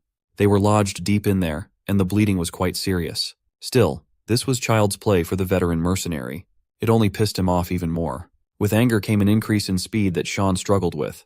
While the big man chased him with fists balled up, Sean threw his jacket out to cover Dmitri's line of sight. When the big man waved the jacket away, Sean was nowhere to be found nearby. He noticed that a supposedly closed door was ajar and locked in. Dmitri licked his lips like a predator hunting his prey. Sean hid in the random office he found while lamenting his decision to take on a Russian monster on his own. He asked himself why such a beast would come to such an inconspicuous place, but he already knew the answer to that. It was because of him. Everything that had happened was because of him. Vile elements just kept flowing into this place due to his presence. Maybe he really was responsible for the ruin of normal people's normal lives. Maybe Rachel's brainwashing technique was way too much to shake off. Nevertheless, this helpless and powerless situation made Sean angry. It was not the loud kind of anger, but the more terrifyingly calm type of anger. Dmitri kicked the door open, eager to finally end this game. Sean ignored the boisterous big man as he stood up and accepted that Rachel was somewhat right. If he had not come here, there wouldn't be an elite mercenary wreaking havoc on a high school campus. Hyuno's family would have been fine too. Sean accepted that he contributed to the reason for things turning out like this, but that only fueled his desire to end this chaos with his hands too. He could not just sit, hide, and cry because it hurt. Dmitri sensed the change in the young man's aura and immediately stopped messing around. Knowing that he must end it quickly, Dmitri lunged with his combat knife. Sean calmly dodged without an ounce of wasted movement and responded in kind by breaking Dmitri's arm, literally reversing the big guy's elbow. He did not even see the hands that broke his arm with how fast it happened. With the threat of the knife neutralized, Sean used Dmitri's leg as a jumping pad. Sean scaled the giant and eventually planted his knee deep into the mercenary's nose. For once, he could be the one to call the big guy a twerp. The hit was solid and clean, but Dmitri was one tough nut to crack. He finally acknowledged Sean's name, showing respect to a formidable opponent.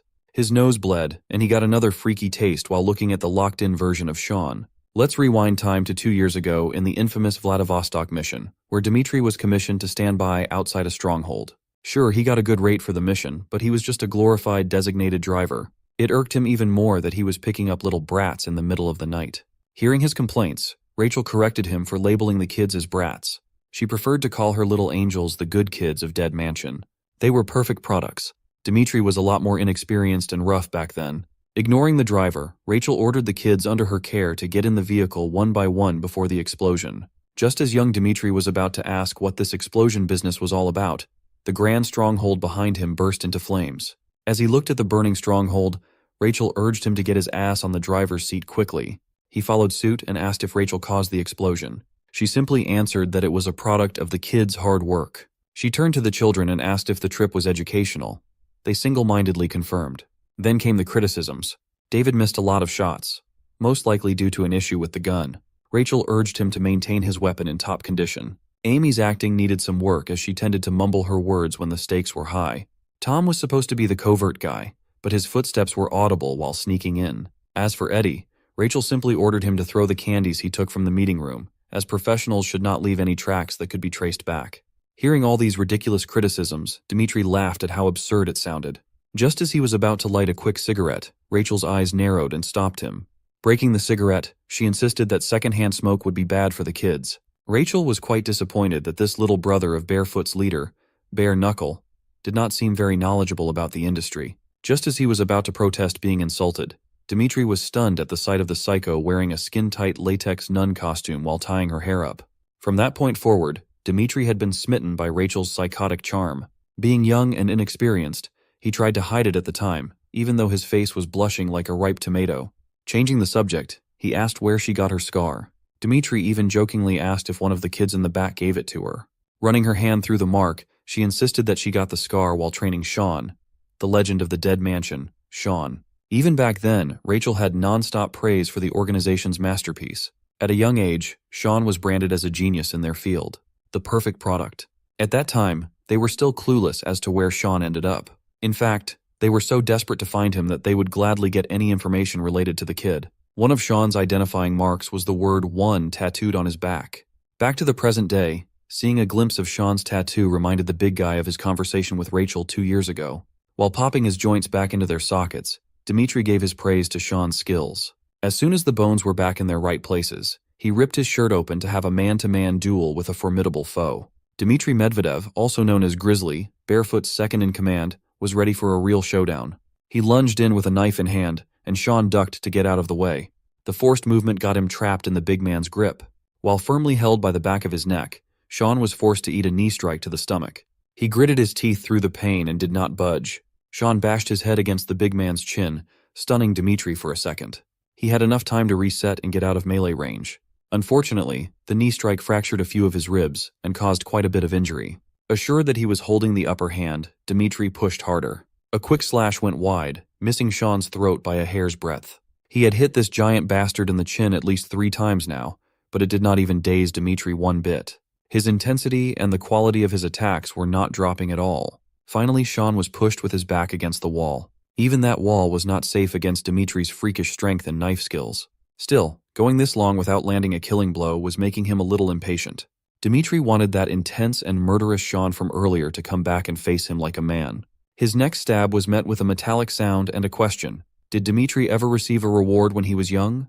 Holding some random school plaque to defend his chest against the blade, Sean admitted that he had never been rewarded in his whole life.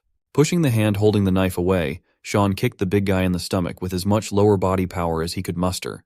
The pain made Dmitri buckle and recoil, still confused by Sean's words. Using the school plaque award, Sean made the big guy bleed from his neck with a furious stab. The force behind that steel frame must have crushed the giant's windpipe. Sean urged Dmitri to consider the plaque award as a souvenir for his trip to Korea. With another push, he drove the plaque even deeper into the mercenary's chest. This next drive nearly knocked the big guy out of the pain. With that, the man-to-man one-on-one was wrapped up. Stretching his fatigued arms, Sean wondered if he should meet up with Rachel and the rest immediately. Suddenly, he noticed something that caught his attention from his periphery. Unbeknownst to Sean, Dmitri's throat and chest might be damaged badly, but the grizzly still had enough strength to grab some golf clubs. While Sean curiously picked up the picture that caught his attention, Dmitri was winding up his swing with every bit of strength he had left. It was clumsy, hurried, but extremely destructive. It was also slow enough that Sean was able to react in time. At this point, Dmitri was just running on pure hatred. I know a real hater when I see one. Sean finally decided to ensure the win by using the giant as a literal stepping stone.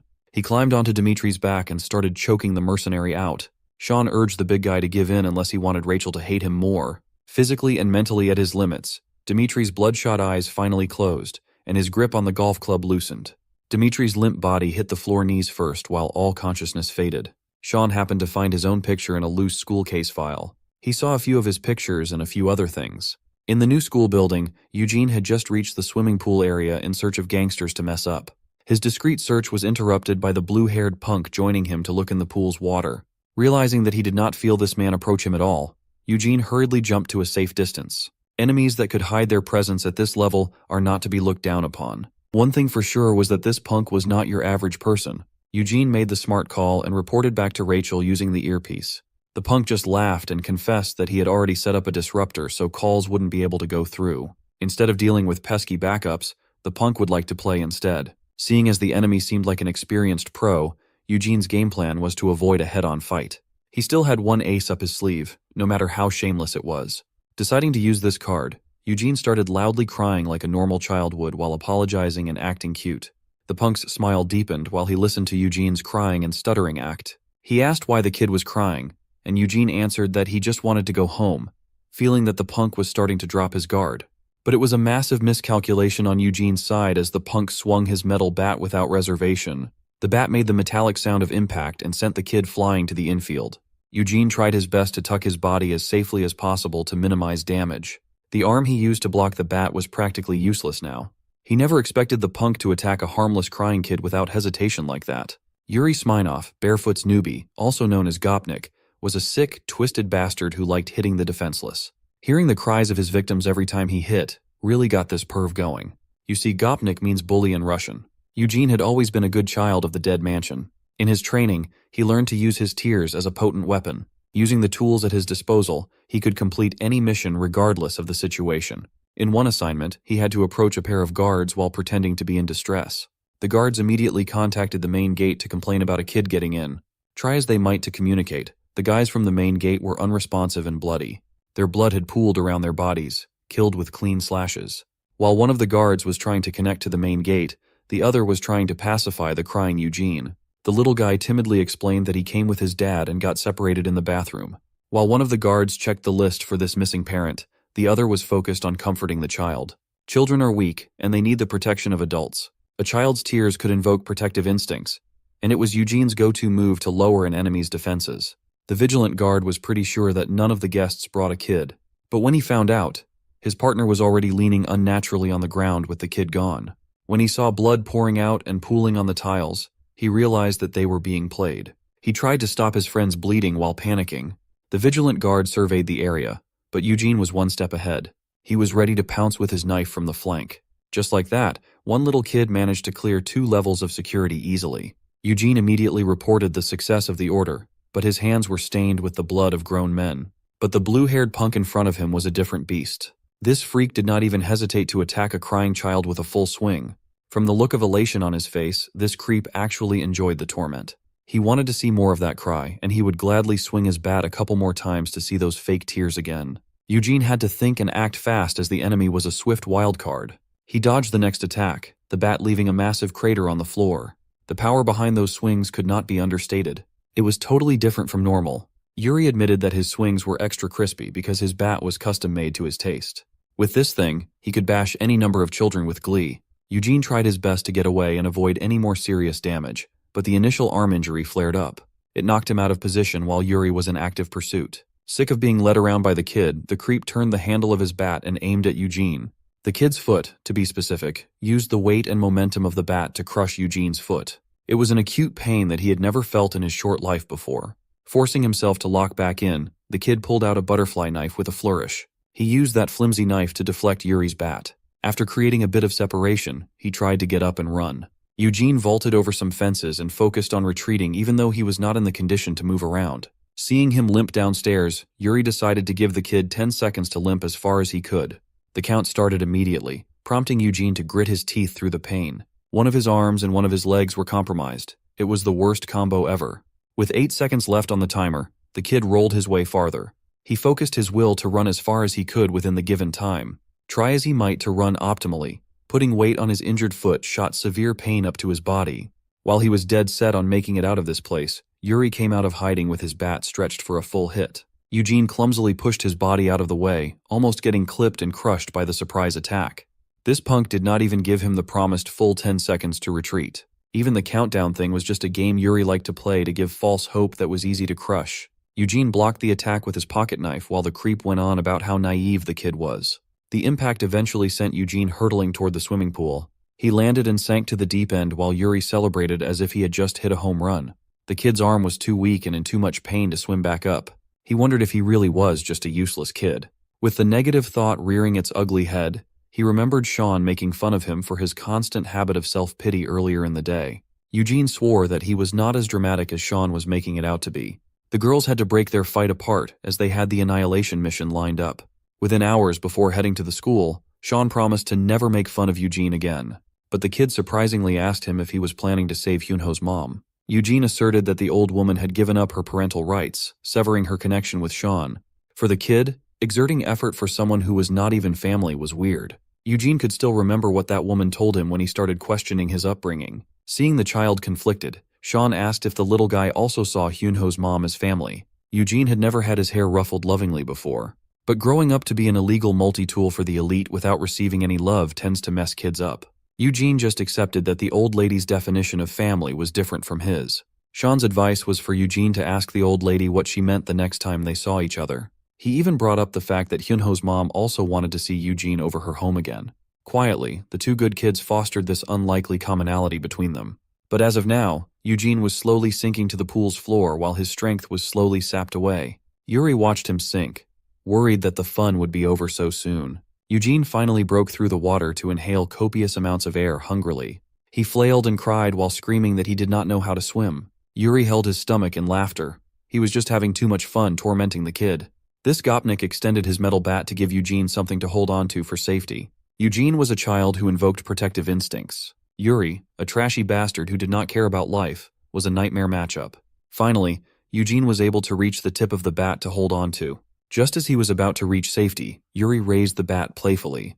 With a simple whoop, he insisted that the bat slipped, and Eugene would have to just sink into the water and die. Yuri would have really saved the kid if he just held onto the bat a bit longer. At least the creep had his fun. As soon as he turned around to head elsewhere, a little hand broke through the pool's surface to pull him off balance. The first grasp did not have enough juice to do anything meaningful, but it held Yuri in place. Using the force of his whole body, Eugene flipped his grasp into the water. It was quite a struggle, but this was the only realistic way he could think of to deal with the enemy.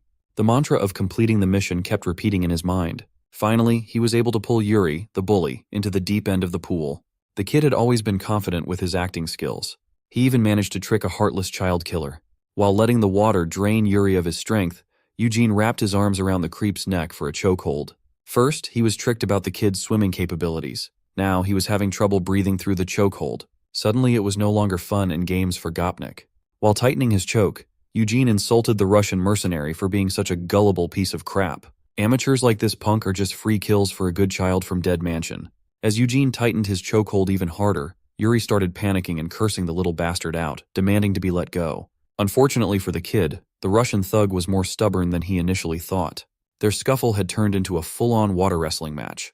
Gripping his specialized bat, Yuri repeatedly banged Eugene's arm with the handle.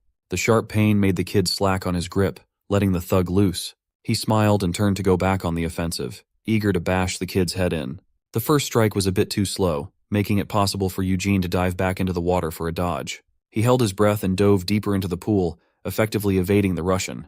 Eugene managed to put up a decent distance between them to swim up for some air. He would have been dead meat if they were not in the water.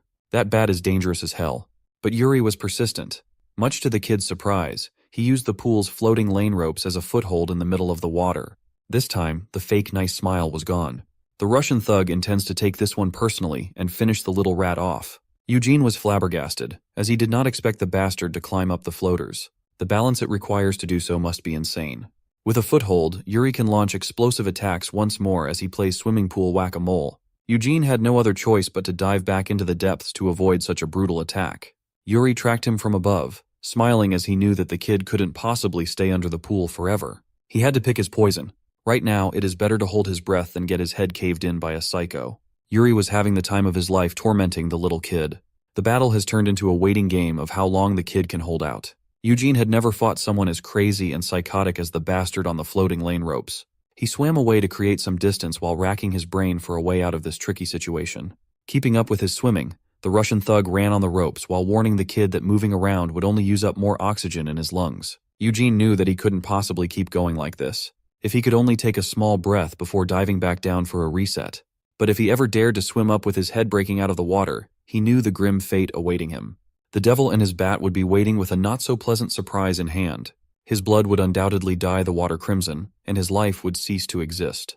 It's death by drowning or death by blunt force trauma. Without a decent plan to survive, those are his two very limited choices. Suddenly, he noticed that the floaters were only held by a rope, and there were multiple exploitable gaps in between. 2 tortuous minutes have elapsed, and Eugene's lungs are nearing their limits. Instead of desperately swimming up for the air that he so desperately needed, the kid swam away once more. Yuri happily followed suit, tormenting the boy while laughing like a maniac. Unbeknownst to him, Eugene had already taken out his butterfly knife. He was waiting for the Russian thug to hop on a different floating lane rope. Before the bastard could land and stabilize himself above water, Eugene slashed the rope, effectively taking the enemy's advantage. Yuri's smile immediately vanished as the brat managed to outsmart him. He plunged into the water near the kid, making a big splash in the process. With his lungs replenished with oxygen, Eugene dived down once more to take the battle to a more advantageous area. The Russian thug was fuming. He just fell for a puny trick. But even underwater, he refused to believe that the kid could do anything to him with a toy knife. He did not even pause to think for a second that swinging a weapon under the water was utterly pointless to begin with. Here, in the depths, there are better options to finish an enemy off. In the water, where a swing would be drastically slowed by resistance, a bigger weapon is not only a disadvantage, but also an outright liability. Eugene's small butterfly knife and small body, on the other hand, are the optimal killer combo. His first strike was straightforward. With the Russian's reflexes, he was able to evade a stab in the face. But that was not the only weapon in the kid's hand. He managed to snag the slashed rope that was holding the floaters too. Skillfully coiling around Yuri's back, Eugene wrapped the rope around the Russian's neck and yanked at it as hard as he could. Being strangled underwater must be a harrowing experience to go through. It was so bad that Yuri started cursing in Russian in his mind. Eugene has been waiting for this opportunity, and he will surely capitalize on it with all his might as he tightens the stranglehold even more. A few seconds later, the victor emerged, gasping for air as the grown-ass man he just strangled was left in the cold and dark pool water. This is what you get for looking down on someone smaller than yourself. Eugene might have been severely outmatched when it comes to nearly every category, but when it comes to killing, a good child will never lose against a sadistic amateur. On the other side of the campus, Sister Rachel is struggling to reload her Uzi using her mouth. As soon as she managed to do so, she accurately neutralized the pursuing security team with a behind-the-back barrage, while Mary supported her injured side. Unfortunately, her wound started acting up when Mary accidentally bumped into it. Maintaining her cover fire, she turned to a corner for cover. The security team fell one by one. Some were hit in their limbs, and some had to eat bullets with their vests. With Mary secured, she asked Sister Rachel if she was fine. Things have become a lot more complicated than they expected when they ran to this mission. Perhaps it would be better to retreat for now, but Rachel is a stickler for the rules and order.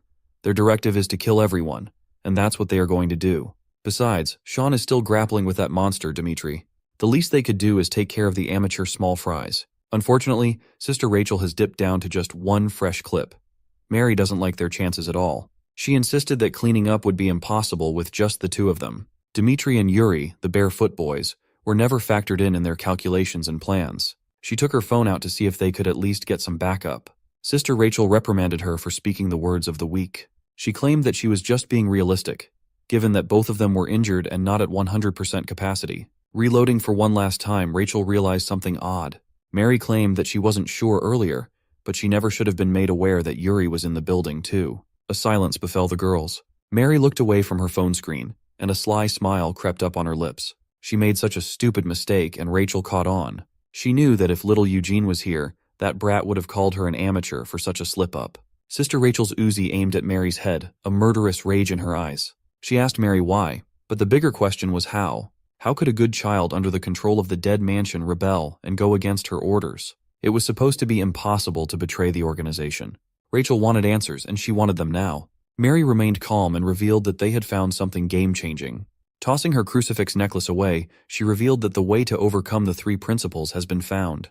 Judging by the way she was talking, she's insinuating that she's not the only one. If that's the case, who else is there? Mary simply answered that Noel was back. Hearing a name that she hadn't heard in years made Rachel shiver in disbelief. The mere mention of Noel shook her to the core. Her shock gave Mary enough of an opening to lunge and remove the magazine from the Uzi, effectively disarming Rachel in a split second. With the last clip gone, she's out of firepower now. Sister Rachel's killer instincts kicked in as she sprang forward and aimed to bash Mary's head in with the Uzi. Mary quickly ducked out of the way and responded by stabbing the murderous nun right in her thigh wound. Like a relentless predatory, Mary tried to kick Rachel in the head but was blocked. The mention of Noel's name ignited something inside Rachel as she confronted Mary on how she even knew that name. Before she could get a hold of her student, the cold barrel of a gun tapping behind her head made Rachel pause. The security team has caught up and cornered Miss Nunn. She tried to fight back, but she was in no condition to resist the brute force of multiple men aiming their guns at her. They have been waiting for a chance to get their revenge on this woman who had killed several of their comrades. Mary finally dropped all the pretenses and assured the security team that acting time was over. With Sister Rachel secured, it's time to make sure that the rest of the good kids are dispatched. Mary turned her sights to capturing Sean next. In the classroom where it all started, the devil is currently handing a knife to Hyunho's mom, tempting her to take revenge for her son. After feeding her lies, Byung-woo is now pushing the poor woman to get rid of Park Cheon. Holding the blade, her hands trembled. Fortunately, she could see through the devil's lies. She called her scum, which is not even worthy of being called a parent, while tossing the knife away. Byung-woo watched in confusion as his supposedly perfect plan crumbled. He immediately dropped the act and revealed his true self. He asked if she could call herself a parent for not taking the settlement or revenge that her son deserves. A mother who's just flipping rice cakes while her child is in such horrible condition. That earned him a hefty slap on the cheek. He really thought he could influence her with his acting and that things would go well. But as expected, she's just another annoyance. The classroom door opened, and Byung-woo's security team poured in. He's about to do what he does best, work efficiently. On the other side of the campus, Sean had just finished beating the crap out of the second-in-command of Barefoot, Dmitry Medvedev. He contemplated how absurd it was to fight a top Russian mercenary in a principal's office. If he told anyone the story, nobody would believe him.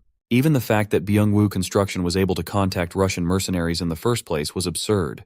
Random people don't have that kind of clout after all. Suddenly something clicked in his mind. Barefoot is not an organization that a random construction company in Korea can get in touch with.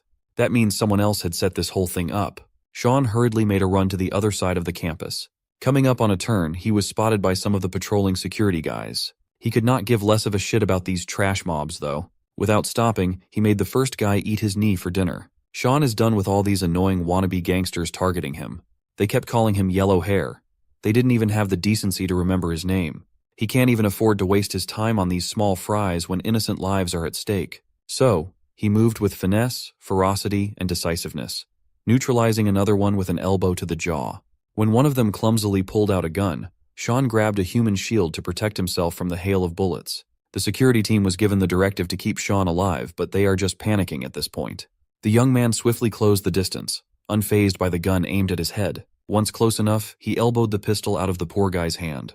With hands like lightning and force like a bear, he tore through the team without any trouble. His iron fist bashed the gunman's head downwards with enough force to crack a skull. Sean might have just finished a grueling battle with a grizzly bear in human form, but even while exhausted, trash mobs are just trash mobs. Sister Rachel slowly woke up tied to a random pipe, surprised to even be alive. Mary sat in front of the security camera feeds, holding a hot drink in her hand as if everything was normal. Realizing what was happening, Sister Rachel started cursing at her former pupil, who turned traitor. Mary urged her to calm down, as trying to escape her bindings would be futile. Mary asserted that she was not even trying to betray the dead mansion. She's just trying to show everyone something. She's trying to show the organization that they labeled the wrong product as the greatest.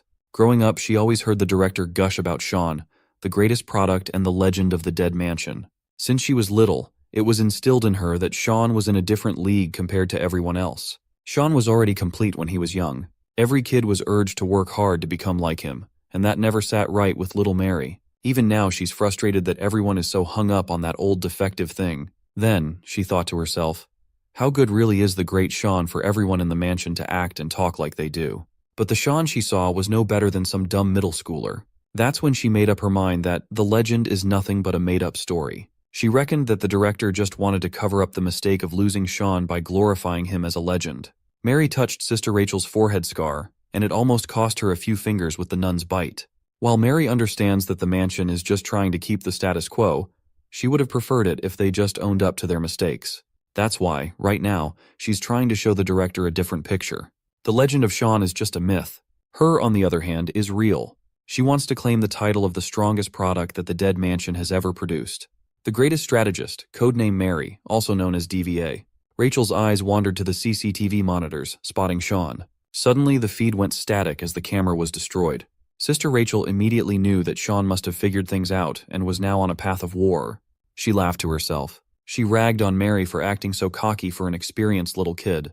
In the end, she's just a kid throwing a tantrum since the director only has eyes for Sean. All that cover-up myth BS is nonsense. Rachel knows firsthand that Sean is special, the real deal. But Mary had closed off her mind for any of that, thinking that none of the personnel would admit to the lie.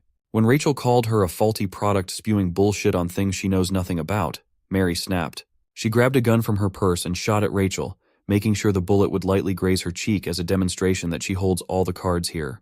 That first one is a warning shot, just a reminder that she's holding the nun's life in her hand. If Rachel dares to call her a faulty product one more time, she'll make sure that the scar on her teacher's forehead will turn into a hole. Rachel smiled in amusement. It seemed like she had just found the little girl's sore spot. Their heated conversation was interrupted by the crippled Byung-woo's entrance to the control room. He informed Mary that he had just finished wrapping things up on his side and was pleased to see that she was holding up the end of her bargain too. He stoked the fire between the ladies, asking if he interrupted an important conversation involving gunshots. If you ask Byung-woo, a couple holes in Rachel's body would not even be nearly enough to cover every headache he endured because of her. Mary asked what happened for his face to be caked in blood, and Byung-woo casually wiped the crimson away. He answered that he ran into a bit of trouble, but it has been handled appropriately now. It wasn't perfect, but things still ended as expected. He even had a few of his men drag the unconscious Hyun-ho up to the rooftop. Mary praised his hard work for making sure that everything proceeded smoothly. He's also glad to work with someone reasonable and easy to converse with. Just as Byung-woo was about to ask for their next step, his own bodyguard held him in place and knocked him out with chloroform. With the chairman's job done, Mary no longer has any use for him. Before all this, she managed to cut a deal with the bodyguard for this exact scenario. Since Chairman Byung-woo has been immensely useful thus far, Mary promised to make sure that he'll be the main character of this incident. She can already see the headlines. An incident caused by a father hell-bent on getting revenge for his son. It's perfect. With that taken care of, it's about time for Sean to get back on track. But when Mary turned to the monitors, every single CCTV had already been disabled. A bad premonition surfaced in her mind. Then, Sister Rachel started ominously yapping. She asserted that there are plenty of special kids within the mansion. They took kids with talents and gave them the greatest title along with a nickname. In Mary's case, it was DVA, the greatest strategist, head and shoulders above everyone else. What Rachel's trying to say is before Mary came, Sean was already the best product, equipped with all her talents and so much more. Suddenly, Mary felt the pressure of being stalked like prey. As if on cue, the power went out, shutting down the static displays and killing the lights. Mr. Traitorous bodyguard reckoned that it was just a blackout, but that's never the case in these types of things. From above, Sean broke the ceiling and busted out, targeting the bodyguard. Mary tried to warn the guy, but it was too late. Sean's elbow had already cracked the traitor's skull. Sister Rachel's eyes sparked with pride as she looked at codename Sean with delight. This is Dead Mansion's greatest product, Park Chyon the Agent. A few years ago, back in Sean's toddler days, the director had always paid close attention to him. Although every kid in Dead Mansion is great, he's in a different league ahead of them. This treatment alienated him from everyone else. The director asserted that he has the most top-notch skills and talent among every good child. He is the best the Dead Mansion has ever seen, a perfect masterpiece. One time, the director almost slipped up, calling him the organization's second masterpiece, before correcting himself. That day was the day he was inked with the lifelong mark of Dead Mansion. As the greatest masterpiece, he got his brand earlier than everyone else. Even back then, Mary had always been displeased with all the attention Sean was getting. Back to the present, the time to hash it out has come. The so-called masterpiece and the greatest strategist. Rachel tried to fill Sean in on what was happening, but he already figured everything out by himself. He already had a rough idea while rushing to the control room. As for the finer details, Sean can always just beat those out of Mary by force. She coyly reprimanded her for threatening to beat the shit out of the little girl. Mary asked if Hyunho's mom would approve of Sean's actions as of late while slashing her push dagger at him. As he expected, Mary had turned traitor, attacking him even though he was part of the Dead Mansion. It dawned on him that this girl might have the answer to get around the Dead Mansion's unshakable principles. But thinking about that broad topic can be saved for later. For now, they need to brawl it out. Sean blocked the push dagger and responded with a sharp elbow strike that knocked the glasses off of Mary's mug. She already accepted that it would be a bit much to win against Sean in a contest of strength. Nevertheless, she'll still give it a try. Moving like a blur, she managed to get close to Sean's neck.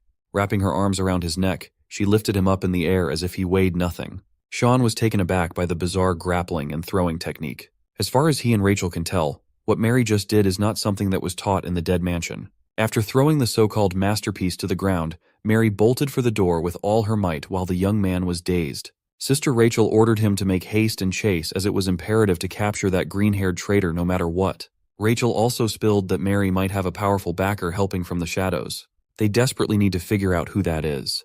For now, explanations can wait. Sean exited the room and immediately homed in on Mary's retreating back. His mind is filled with questions about this mysterious backer and what's that even supposed to mean. Anyway, Sean is currently fixated on the most important thing in this whole fiasco. Whether it's Mary or the bastard behind her, they know the method of bypassing the three principles engraved deep in the mind of a good child. Sean tried to stop Mary with a proper and civil conversation, but it did not work out. Mary sneaked into one of the classrooms, and Sean backed her into an indoor corner. She wasn't really running aimlessly. She was going for the pre-made chemicals she had prepared in the school lab for this very moment. Donning a chemical-grade mask, she is ready to have her head-to-head with the supposed greatest. Mary opened up combat by shattering the vials right on top of Sean's head, unleashing a combination of substances. As soon as the separate materials came into contact with one another, a mini explosion occurred. Thankfully, Sean was fast enough to dodge the brunt of the blast, but the explosion itself was just a flashy opening move. Based on the smell wafting in the air and the explosive reaction, he deduced that those vials contained sodium metal, red phosphorus, and ammonia. That's some Breaking Bad chemistry. Even Sean was surprised that a school lab would have those things lying around. He desperately covered his nose and mouth, knowing that inhaling this nasty mixture would be dangerous. But the toxic fumes in the air weren't the only thing he should be worrying about. Mary is still there to capitalize on the chaos and toxic air. All he could do was dodge and try to inhale a semblance of clean air. Mary continuously amped up her attacks, desperately trying to cut Sean apart with her push dagger. With the odds heavily stacked in her favor, she managed to land a gnarly slash on Sean's arm. While he was bleeding and holding his breath, Mary was devising a sneak attack. This time, she aimed for the exact same spot where Dimitri injured him. Of course, she was watching everything unfold and memorized Sean's weak spots. In such a desperate situation, his mind immediately jumped into grabbing something he could use as a weapon, John Wick style. He came close to reaching a table full of stuff to use as a weapon, but Mary stonewalled him with a kick. She had studied Sean's combat capabilities, tics, and literally everything else. She knows for a fact that whenever at a disadvantage, the young man's eyes would wander around, trying to take for something useful.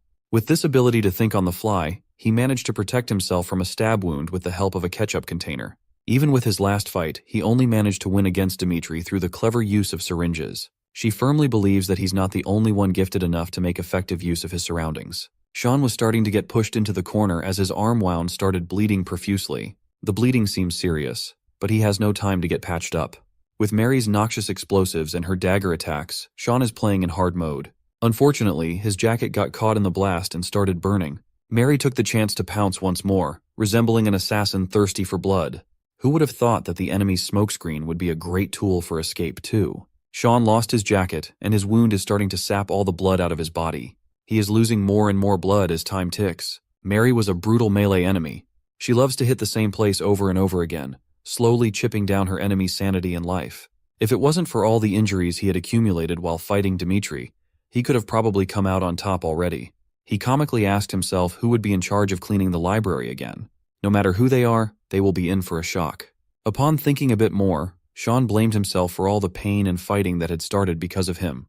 But self-pity is not going to save him from a calculated pursuer in the form of Mary. She's now following his tracks. Considering how profusely he has been bleeding, the blood on the floor was basically revealing his position. Mary laughed and asked if he was even alive anymore. She started confronting him regarding the title of the greatest bestowed upon him all those years ago. Usually titles are given based on a child's unique talents that they are the best at, knowing that the director still gave Sean the simple yet all-encompassing title of the greatest. Even as a little girl, she felt like his designation was a mistake because the director gave the coveted title too easily. There are many more exceptional children to come in the future, and that includes her. Giving out the highest accolade to someone so early on just did not sit right with her. In other words, she refuses to adhere to the director's rushed actions. To call someone who lacks even the basics the greatest of the dead mansion is a shameful sin. Finally, the trail of blood led Mary to a bookshelf where the floor had turned crimson and sleek with plasma with a stapler near it. She was intrigued by the random stapler strewn around.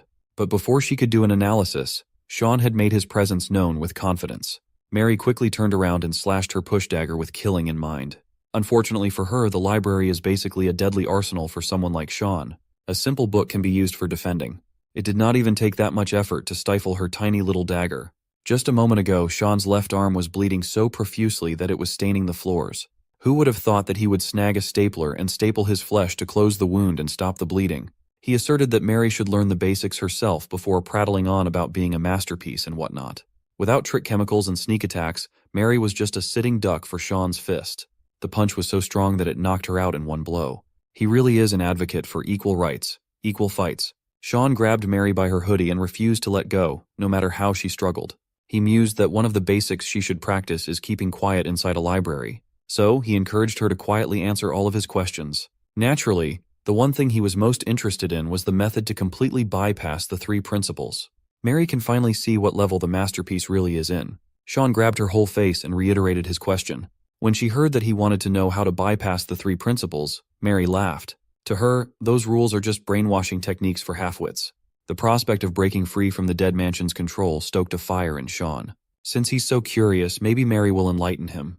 You see, Mary had always been a good child. She was once adopted into a loving home. Her new parents quickly grew fond of her.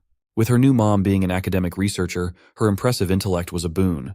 There are times when they would use the little girl to help in research. She would correct mistakes in some of the thesis and such. If she needed more deeper knowledge and information in the field to fix the paper, she would just study the topic at lengths. Her adoptive mom called her a lucky star, an academic weapon in the form of a child. Mary enjoyed the affection she was given, and she could not ask for more. She was a dutiful daughter. When her parents were pulling all-nighters, she would always be there to bring them coffee. One night, her mother was particularly stressed out about her research work. Little Mary offered to help as she spotted another error in the thesis she was working on. She started rattling off abstract concepts to correct the theory, expecting to be praised for her help. But Mom just looked at her like a freak. Mom managed to keep it together, thanking Mary for the assistance before taking a break. While she goes upstairs to get some much-needed rest, Dad remains in the study. Dad was a lot more reasonable than Mom. He told Mary that Mom was just really stressed about work and needed some alone time. While his wife is losing it, Dad has other plans to go out with someone he's been talking to on the phone. When Mom woke up like a zombie, barely getting any rest, Mary was already waiting for her in the dining room. She proudly presented stacks upon stacks of research materials she organized while Mom was sleeping. Instead of feeling glad, it just wounded Mom's pride as a researcher even further. She asked where her husband went at such a late hour, and Mary honestly responded that she did not know. Mom absent-mindedly tasked Mary to make sure to ask Dad where he was going next time. Mary, being the good child that she is, kept that order in mind. A few days later, the little girl presented Mom with a photo of her husband clinging all over a 28-year-old girl. Just like Mother asked, she found out where he's been going. Clueless to the gravity of the situation, Mary recounted that the two entered Hotel 307 outside the city, and it finally made Mom snap. Mary didn't know what was going on. She was just following orders like how she was trained to do so. She saw her mom reaching for the coffee pot and warned her that coffee isn't good for the body, especially one under a lot of stress. Mary pointed out the poor coloration of Mom's face and her erratic daily patterns as of late. She cautioned her that it's highly probable that her menstrual imbalance will only get worse if she continues. The little girl was just trying to tell her mother to get some much-needed rest, and it earned her a crisp slap on the face. Mary was shaken to her core. She was just doing as she was told, right? But Mom had had enough. Her anger for her life, husband, and work was directed at the child, calling her out for being an insufferable smartass. Mom resented the little girl for acting as though her mother was less than her. With the secrets and the coffee spilled, it only took a few days before Mary was shipped back to Dead Mansion. Back in the mansion, the director received the detailed report of everything that transpired from Mary herself. With another good child returning with complaints, the situation puts the director in a precarious position. Mary blamed herself for everything, meekly apologizing for causing trouble. But the director assured her that there was nothing to be apologetic about. He taught her that some people just tend to feel uncomfortable around others who are objectively better than them. That goes without saying since Mary's the smartest child of Dead Mansion after all. He urged her not to feel too saddened by such a silly incident. Thinking back on it, the director shouldn't have let her get adopted so easily. From then on, he intends to use her talents for the sake of Dead Mansion and the Dead Mansion alone. Mary felt accepted and valued for the first time since she was shunned by her first adoptive parents. She was about to live a perfect life serving as the brains of the organization. But then, Sean came back in the picture. She firmly believes that the director should not have been distracted by someone as pathetic as Sean. He just asked her to spill the beans about the method to bypass the three principles, and she gave her a whole ass lore dump. Just as he was about to push her to get to the point, Mary bit down on his hand. Sean did not mind the sharp pain. If little Mary wanted pain, then pain she would get. Sean bashed his fist down, only to get perfectly intercepted by Mary's foot. She was able to catch her breath thanks to his curiosity. Mary slashed with her push dagger, forcing Sean to let go, creating enough space to break free. That sob story was just a way to stall time without saying anything vital.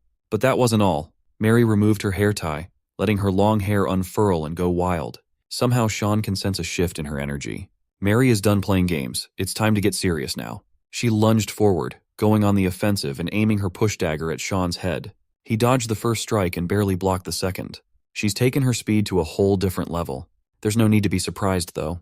She underwent the same training as Sean so she could easily grasp his every thought while in combat. Reading the young man like a book, she quickly turned the tables with a leg sweep. While Sean was out of balance, she was ready to go in for the killing blow. With his quick thinking, Sean extended his arms to grab a book from one of the nearby shelves. He used that thing to guard his chest, accurately predicting that Mary would aim for his heart. He managed to narrowly escape death for a moment. But Mary was relentless. Power, speed, and even her aura, everything is totally different from before. She knocked one of the shelves down, hoping to trap Sean, but he managed to jump away. She asked if Sean ever thought of their training from such a young age. As children, how could they even go against full-grown adults and professional fighters? From early on in their lives, something intangible has been instilled in their minds. It constantly makes them feel that something's about to pop into their heads. Her words do not make any sense to Sean whatsoever. As Mary expected, he just can't understand what she's really trying to say, even when she's already telling him so much. She's disappointed, but not surprised that someone dubbed as the legendary masterpiece is so slow on the uptake. Copying his move, Mary grabbed a book and started using it as a blunt weapon, forcing Sean to defend himself with his injured arm. Knowing his weak side, Mary capitalized and aimed for his left rib, smashing the book at full speed. Sean can feel the agony coursing through his body with every attack he has to eat. While Mary was boasting about her superior strategy, Sean eyed the ledge behind him. She was having the time of her life, getting to beat up the stupid boy she had been compared to for her whole life. She smashed the book against Sean's head at full force, causing it to get torn apart, page by page. With this decisive victory, Mary can now proudly claim the title of Dead Mansion's best, right? But our boy won't just go down with a book smash, and he's not willing to let go of his title yet, even with his stapled wound opening back up, bleeding him dry fast. Frankly, he was insulted that Mary would even think that this would be nearly enough to end him. He grabbed the wooden ledge behind him and forcefully tore it apart, using the banister as a weapon. He then smashed a glass divider nearby, grabbing a shard in the process. At this moment, he remembers his training. He was taught a martial art based on the condition of wielding a weapon in both hands. His fearsome master warned him that this technique is supremely dangerous. It's a technique that has the ability to push the opponent to a painful death. Sean grabbed some loose pieces of paper and wrapped it around the sharp glass shard in his hand. With a shard on one side and a wooden banister on the other, Sean concentrated on his breathing and got into position. It's time to bust out the Alexander Calais harness. Looking like an absolute demon, he charged forward with full intent to kill. Mary instantly recognized the style and was mortified. Before she could even have the chance to prepare herself, Sean had already slashed her apart in multiple places and inflicted blunt force trauma in the same breath. Mary's last thought was the director's praises and her delusions that she should have been the best. She hit the ground, and Sean double-backed to finish the job, aiming the glass shard at her neck. In a moment of clarity, he could not bring himself to slash her throat apart. He was frustrated at himself for not being able to do it. He picked Mary up and swore that this was the last time he'd show mercy. He still needed to get the secret to bypass the three principles out of her after all. If she's just playing him, he really won't let her off easily. Even with her consciousness fading, Mary kept on calling the director's name. Speaking of that manipulative old man and the dead mansion, it looks like the action has extended to the base camp. Someone wielding a katana with his dead mansion tattoo crossed off has found himself all the way inside the director's office. The old man was made to prostrate on top of a pool of his own blood, his body slashed in multiple places while barely being kept alive. The infiltrator with glorious white hair smiled with satisfaction. On the school rooftop, a few security guys have been posted up, and it looks like it's about to rain. They were ordered to stand and wait for the signal for their next move. Once they receive the signal, they just have to throw the unconscious Hyunho down the roof and finish the job. It was an annoying assignment. They just want to throw the kid now and leave. But the boss insisted that the blonde boy must see the kill. It's just extra work. Mr. Security noticed that the kid was actually awake and listening to their conversation the whole time. While suffering in the rain, Hyunho just lies down and listens. Right now he can't even comprehend the situation he was in. The last thing he remembers is falling down from the 4th floor. Looking down at the rooftop ledge, he felt a fear ingrained deep in his psyche. Just seeing the ground below was enough to make him feel sick and hurt. The security dudes cursed at him for barfing up when they were just threatening to murder him a second ago. They are starting to get really peeved, contemplating whether they should just finish the job now. Without anyone noticing, Eugene entered the scene and asked if the young man on the floor was Hwang Hyunho. The security team was startled but relaxed once they saw that it was just a little boy. Just as Eugene heard, Hyunho's the stereotypical weak loser with a face that screams despair. The kid has a foul mouth, but his butterfly blade technique is nastier. He introduced himself as someone who would become a regular at Hyunho Snack Shop. Seeing the kid pull out a blade, the grown-ass security thugs did the same. They were briefed about the dead mansion children, but they did not expect to get done so fast. One of the guys got slashed in the arm, and the other had his leg torn open. Just 2 little scratches made the grown-ass thugs writhe in pain. They did not even see Eugene move. That's how big the skill disparity is. The scene just added even more confusion to Hyunho's mind. He just saw a little boy carve up two beefy men. Unfortunately, the thugs were also armed with guns. While the kid was busy going for the kill on the nearest thug, the other one was cocking his gun. Seeing that the little boy was in trouble, the kind-hearted Hyunho reckoned that he needed to do something. But the thought of confronting a man with a gun was mortifying. What can he even do? Just like the boy said, he's just a weak loser with a face that screams despair. But despair can quickly turn to rage. The thug aimed his sights at the little boy, hell-bent on pulling the trigger. Usually this would not have been a problem for Eugene. He's a pro, after all. But his foot injury from the fight against Yuri started flaring up. Combined with the slippery, wet floor, he lost balance. He was now at the mercy of the thug and a gun. Thankfully, Hyunho managed to get over his fear and use that despair as fuel. He got up for the first time in a long time and shoved the thug with his whole body. He did not stop there. Hyunho acted like a wild beast, biting down on the bastard's ear. If there is one thing that can make him move, it is saving a kid from a bullet. Unfortunately, he was too light and sloppy. The thug wrestled his hand out and aimed the gun at Hyunho's head. His actions, although a bit sloppy, earned Eugene's respect.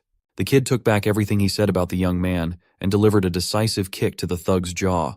He called Hyunho somewhat useful, and that's the highest level of compliment you can get from the foul-mouthed brat. In the campus parking lot, Mary has been restrained and secured in the team van. In front of her was Sister Rachel. The prisoner is now the interrogator. It's a good thing they caught her alive. Mary still can't believe that she lost against Sean. When asked where the Wonder Boy was, Sister Rachel answered that he went back inside to get his jacket somewhere. Everyone knows that's just a lame excuse to search for the old lady and her son. Enough of the chit-chat. It's time to get some torturous question and answer portion done. Rachel jabbed a syringe into Mary's thigh and assured her that it was just a little bit of truth serum. Of course, a higher dose would be highly and painfully lethal. Sister Rachel needs answers, and she needs them now. First, she asked the brat what she was planning behind the team's back all this time. Mary laughed and insisted that she would have answered that question even without the truth serum. You see, she was just planning on tearing down half of the current dead mansion with the help of Noel. Again, with that name, Rachel furiously asked if Noel really was alive. Mary confirmed and added that Noel's been really worried about Rachel. He left without saying sorry after putting that scar on her forehead after all. The real legend of the dead mansion that the organization so desperately tried to hide is back. Knowing that Mary can't lie under the effects of the truth serum, the confirmation that Noel's alive shook Sister Rachel to her core. Meanwhile, Sean desperately runs through the hallways, looking for Hyunho's classroom. He eventually came across the room where Hyunho's mom was left face down on a desk. Sean panicked, immediately thinking the worst. Fortunately, the old lady was just knocked out. Slowly regaining consciousness, she called on her son's name. Sean quickly slid the door open but hesitated at the last second. He remembered how her last interaction with her ended. He recalled how Sister Rachel looked at him like he was just another product. Sean felt like he didn't have the right to face Hyunho's mom anymore. Suddenly, Eugene arrived at the scene, running his mouth about how crappy Sean looks. Behind him was Hyunho himself. They managed to find a crutch to let him walk. Sean was stunned to see his classmate. It looks like Eugene had finished catching Hyunho up with all the necessary info, including who Park Chyeon really is. The kid also asserted that Sean might look and act like a dumb monkey, but he's the one who took out all the thugs on the premises. Obviously, stories about Russian mercenaries, the dead mansion, and secret identities were a little too hard to digest for an average teenage civilian like Hyunho. He did not ask to be involved in any of these. Yet everything happened just because he got involved with someone like Park Chyeon. Sean can't even look his supposed friend in the eye out of shame and guilt. Eugene turned to the room and saw Hyunho's mom unconscious inside and panicked. Hyunho followed suit, hurriedly limping inside. Just as Sean was about to follow the two, he felt a menacing aura creeping into the dark corners of the hallway. While Hyunho desperately tried to wake his mom up, Sean quietly and gravely told Eugene to take the civilians to safety and get out as fast as they could. They should rendezvous with Rachel in the parking lot, away from what's about to go down. Eugene was confused, but Sean reassured him that it was nothing serious. Spoiler alert, it is something serious. Blondie turned to Hyunho and promised that he'd properly explain everything later, and that's all he can really say right now. He apologized for not being able to protect everyone close to him, clenching his fist in frustration. Eugene did as he was told and escorted the mother and son out. Hyunho reminded Sean to stand by his promise and give a clear explanation after this mess. He wanted to know what exactly he was trying to protect, and what he was sorry about. With the three out of the way, Sean turned to the dark and firmly asked the hidden figure to come out at once. Suddenly, a silhouette of a man surrounded by the aura of death slowly emerged from the shadows. The mystery man praised Hyunho's sharp senses for detecting him from afar. Mystery man confirmed the description of the blonde hair and blue eyes target, locking in on Sean. He's been looking forward to seeing why they call the young man a legend. From what he had seen thus far, the title seemed unfitting. He really thought the best product of the dead mansion would look a lot scarier than the one in front of him right now. When asked who he was, the mystery man introduced himself as Jang Hyun as he wrapped a nasty-looking fabric in his fist. That's his name, and you're not getting any other details. Before we get to the one-on-one, let's see what's happening in a random snowy town in Siberia, Russia, where Barefoot's headquarters is situated. The Bear Cave is a secure facility guarded by armed mercenaries. Inside, Beluga Kozlov, Barefoot's strategist, is currently chugging down booze while asking his guests why they came all the way to his turf. The visitors might have worn religious vestments, but they certainly did not come all the way to Russia to pray. Vincent, Dead Mansion's writer and resident tattoo artist, doesn't have time for jokes as they are in a very serious situation right now. Dead Mansion's director is currently livid at Barefoot's actions. There should be a degree of understanding between businesses working in the same field, and that line is being crossed. Vincent argues that Barefoot has taken it too far this time around, but Beluga chose to play dumb, calling them crazy cultist bastards. Sasha Denisov, Barefoot's tactical training instructor, chimed in and asserted that the incident in Korea was out of their hands. Small incidents happen in missions after all. If possible, Barefoot would also like to avoid bumping into Dead Mansion as much as possible, but Vincent wasn't buying it. He knows that these guys sent Dmitri, their second-in-command, to cause trouble. On top of that, they even flew in Barefoot's best. Igor Medvedev, Barefoot's #1, dubbed as Bare Knuckle. Sasha tried to argue, but Vincent's muscle stepped in to stop the long-winded charade. The big guy towered over the gigantic Sasha and called him a little man. Just when a big man brawl was about to erupt, invisible strings dropped down from the ceiling. A tiny graze from these lines can cause even the most jacked people to bleed. Beluga did not panic. In fact, he was quite amused by the trap. Without being detected by Barefoot's security, the kids of Dead Mansion have already surrounded the perimeter, ready to strike and react if need be. Beluga jokingly argued that this was practically child abuse, but since Dead Mansion wants to see things through to the end today, he quickly reaches for his revolver. The loser will close the shop and get buried 6 feet under. As soon as Beluga lifted his gun, one of the kids dropped down to intercept. He was startled by the punk-ass brat, but the kid seemed disinterested in the strategist. Vincent asked the kid why he interrupted when he was not ordered to make a move. The child just made a judgment call since the vibes seemed a little off. He reckoned that something must have happened to the director and the others who stayed in the mansion. The kids can't seem to get in contact with HQ. Vincent knew what this could mean. He stood up and confronted Beluga about the anomaly. At the same time, another Barefoot mercenary entered the room and whispered something to the nonchalant strategist. Whatever it is that was whispered must have been urgent. It seems like Dead Mansion is not the only organization with a massive problem on its hands. Reports just came in that something happened to boss Igor.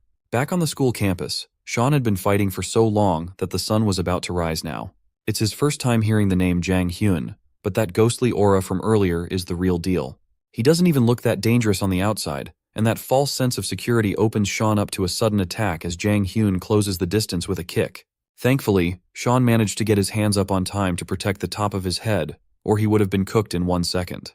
Even with his guard up, it felt like he was being slammed by a damn hammer. Meanwhile, Jang Hyun was amused that his quick attack was blocked. He really was going for a one-hit knockout. Sean locked in and retaliated with a punch of his own. His fist came within inches but was quickly wrestled into the air handily. Jang Hyun warned him that resistance would only hurt him even more. Jang Hyun just wanted to satiate his curiosity about the legend or masterpiece or whatever everybody's been raving about. As far as combat ability is concerned, Hyun reckoned that Sean was not even at his uncle's level. He was being thoroughly outmatched at every turn, forced to defend at every exchange. Hyun's advice to Sean is to just obediently get knocked down to stop the pain. Fortunately, Sean has the stamina of the main character. He managed to time the opponent's attack perfectly, surprising Hyun. It's about time to show this stranger why he's still called a legend among his peers. He grabbed the stunned Hyun by his collar and threw that bastard out the hallway window with all his strength. The window shattered into 1,000,000 pieces, but Jang Hyun did not fall. He was just impressed that Blondie actually managed to overpower him. He joked that so-called good kids are not supposed to throw adults out of windows. Maybe the good children of Dead Mansion aren't so good and well-behaved at all. Suddenly, Jang Hyun shifted gears and smacked his hand against Sean's face at breakneck speeds. He ran in and carried the momentum until he smashed Blondie's head into the wall. Jang Hyun calmed himself down, remembering his promise to Noel that he'd bring the Wonder Boy back in one piece. His emotions got the best of him for a moment, and he nearly killed Sean. Down in the parking lot, Rachel's truth serum interrogation continues. Mary had the audacity to try flipping her, inviting the killer nun to join Noel's mission and cooperate. Rachel shoved the muzzle of her gun against Mary's face, trying to make her realize the situation she was in. But the young lady firmly believes that Rachel's the one who's not seeing the big picture. She reckoned that the backup would arrive soon, that backup being Barefoot's leader, the bare knuckle himself. Suddenly, the van's comm started transmitting a man's voice telling Mary that Igor would not be coming. His plane to Korea just went boom in midair after all. By now, the fearsome Igor must be somewhere in the middle of the ocean, or at least what's left of him. For the first time since the interrogation started, Mary felt like she had been abandoned. Rachel, on the other hand, could recognize that voice no matter how many years had passed. Noel casually asked the killer nun if she was doing well after all this time. While he really wanted to go see her himself, things just did not go as planned. He had to take care of the rest of the dead mansion alone, so he had his hands full. He was using the director's private line, so it could only mean one thing. Noel admitted that he just had a bloody reunion with the director. Regrettably, the old man is not in the condition to converse right now. Mary panicked and chimed in. This was not supposed to be the plan. Noel promised her that the director wouldn't be harmed, but the majestic bastard can't be trusted with his promises. He smiled and apologized for lying. From the start, his goal was to destroy the entirety of the dead mansion. Of course, that would include getting rid of the top dog, right? To rub salt in Mary's wounds, Noel thanked her for making it all possible. Drawing attention by initiating a conflict with Barefoot is a plan that even Noel can't formulate. Mary truly is a masterpiece strategist. Thanks to that diversion plan, most of the priests stormed Barefoot's headquarters, leaving the mansion vulnerable to a solo invasion. Right now, with both group leaders unreachable, it's highly likely that the remaining forces are suspecting each other of foul play. Just as Noel expected, Beluga and Vincent are currently at each other's throats, threatening to end one another. The embers of war had just been lit. The two organizations are on the brink of mutual destruction with Noel barely lifting a finger. However, this is just a tiny spark, because the one who stands at the peak of Russia won't allow it to escalate any further. No, it's not Vladimir Putin. It's the Alexander family. Vincent and Beluga backed off out of respect for the person who had just barged into Barefoot HQ. The mighty Alexander Sophia entered the fray. She's involved with both organizations, so she's the perfect mediator. She warned them that everyone should throw their weapons down in the presence of a lady. The war hero Alexander Sophia got that dog in her. Both fiery representatives were not expecting to see her today. Beluga accused Vincent of calling the Alexander family a backup, but Vincent was genuinely surprised. Sophia asserted that even though she helped the dead mansion a couple of times, she's not someone that can be called by such an organization to do their bidding. She was offended that Beluga would even think that way. The kid who reported the anomaly earlier was starstruck by the monstrous lady's presence. He could not help but fanboy a little bit, seeing such a legendary figure up close. She just came over to warn both parties about the consequences of today's incidents. What's happening right now is not as simple as a battle between Barefoot and Dead Mansion. She has reason to believe that the bastard has come out, the discarded masterpiece that was hidden by the mansion. The mere mention of Noel sent shivers down everybody's spine. Back to Sean. He's being pushed to the back foot as Jang Hyun mentioned Noel's unfamiliar name. He refused to give in even if he was getting overpowered. Jang Hyun reckoned that Blondie could just see who he was talking about personally after he beat Sean to submission. Hyun's non-stop yapping left his hand open to Sean's desperate bite. Disgusted, Hyun pulled his hand away, leaving the nasty clothing in Sean's hand. He thought it was a bandage, but that does not seem to be the case. Hyun looked at his hand, surprised to see that the fabric was missing. Suddenly, it was as if a switch flipped in his mind. While Sean was asking him why he carried something so nasty, Hyun's laid-back attitude had completely vanished. He launched an attack while demanding the fabric back. The look of vitriol in his eyes was palpable. Whatever that fabric was, he really wanted it back. Sean did not want the smoke, so he tossed the thing away, making Jang Hyun run for it. The lunatic calmed down, and his phone started ringing. On the other end of the line was Noel. The majestic bastard was just checking in to see if everything was going well. Hyun reported back that everything was peachy. Noel accurately predicted that the lunatic must have ended up fighting again because of his anger issues, even though he specifically told him not to. Jang Hyun still needs Noel's help to fight a certain person, so he has to follow orders. Furthermore, Noel's plan will collapse on the spot if Sean ends up dying. Hyun apologized for going overboard and informed Noel that Sean didn't deserve all the hype at all. Not to mention his skills, the kid's fashion sense sucks too. He dresses like a third-rate thug, especially the hairstyle. Sean's getting tired of people calling him ugly straight to his face lately. Noel argued that Sean deserves the hype. Maybe he just messed up and picked a parent or something. Hyun couldn't be bothered to learn about all the complicated complexities of the mansion. But Noel gave him a tip. If Hyun really wants to test the masterpiece for real, he should look for Sean's parent. All he has to do is go and kill that so-called parent. Hearing the conversation on the phone, something flipped inside Sean. He socked the pretty boy right in the face. his body moving by itself. Hyun wasn't expecting the sucker punch, so he ate the direct damage. He couldn't even see the young man move. Before he can recover, a dropkick aimed at his skull is already coming down. This time, Hyun narrowly dodged by a hair's breadth. The kick landed on the ground, cracking the cement. Had he been hit, his brain matter would have splattered already. Sean's eyes were blank and lifeless. He was on autopilot, moving solely through instinct. When he regained consciousness, he couldn't even remember what he had just done. Hyun was pleased to see the legend's real strength, even for just a little while. Hyun was sold. He believes what Noel said now. Sean is really worth the effort. The new legend of the dead mansion seems pretty useful after all. Noel was glad to hear that they're on the same page now. Seeing the sunlight glimmer through the hallway windows, the time for Hyun to leave has come. As of now, Sean won't be of use to them given that he's still in his locked state. They can just observe the young man a bit more. From now on, the real show will start. Little Eugene popped out of the stairs, desperately looking for Sean to inform him of what happened in the mansion.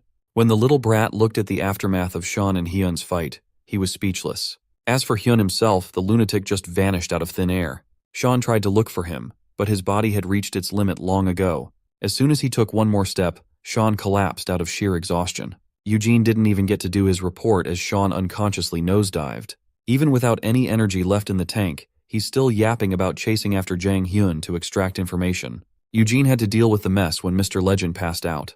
Let's fast forward a little bit.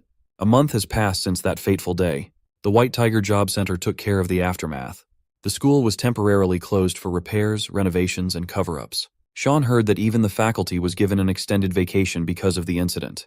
The devilish CEO of Byungwoo Construction took the fall for everything. He was labeled as the main culprit as articles labeled him as a vengeful and distraught father. Reports suggest that after his child was accused of being a massive school bully, the psycho started targeting the people at school. Hyunho's mother temporarily closed down the snack shop as she's still in a state of shock, which means Sean won't be able to see her anytime soon. Nevertheless, he's going to the shop today for some unknown reason. Sean opened the shop's roll-up door, and he was greeted by a familiar manly voice and a gun against his head. Dmitry Medvedev, Barefoot's former second-in-command and the brute that Sean beat up, was waiting for him inside. 1 month after the incident, his neck is still in recovery. Sean did not seem too surprised to see the big guy inside.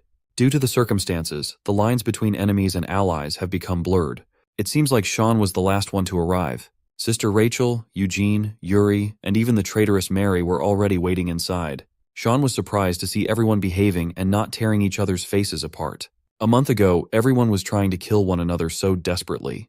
Mary is still an untrusted entity, even if she was betrayed by the incident's mastermind too. For that reason, she's closely monitored and restrained. Dmitry was surprisingly level-headed. They lost their contractor, so Barefoot needs allies. Most importantly, Igor, their leader, and his brother were done in.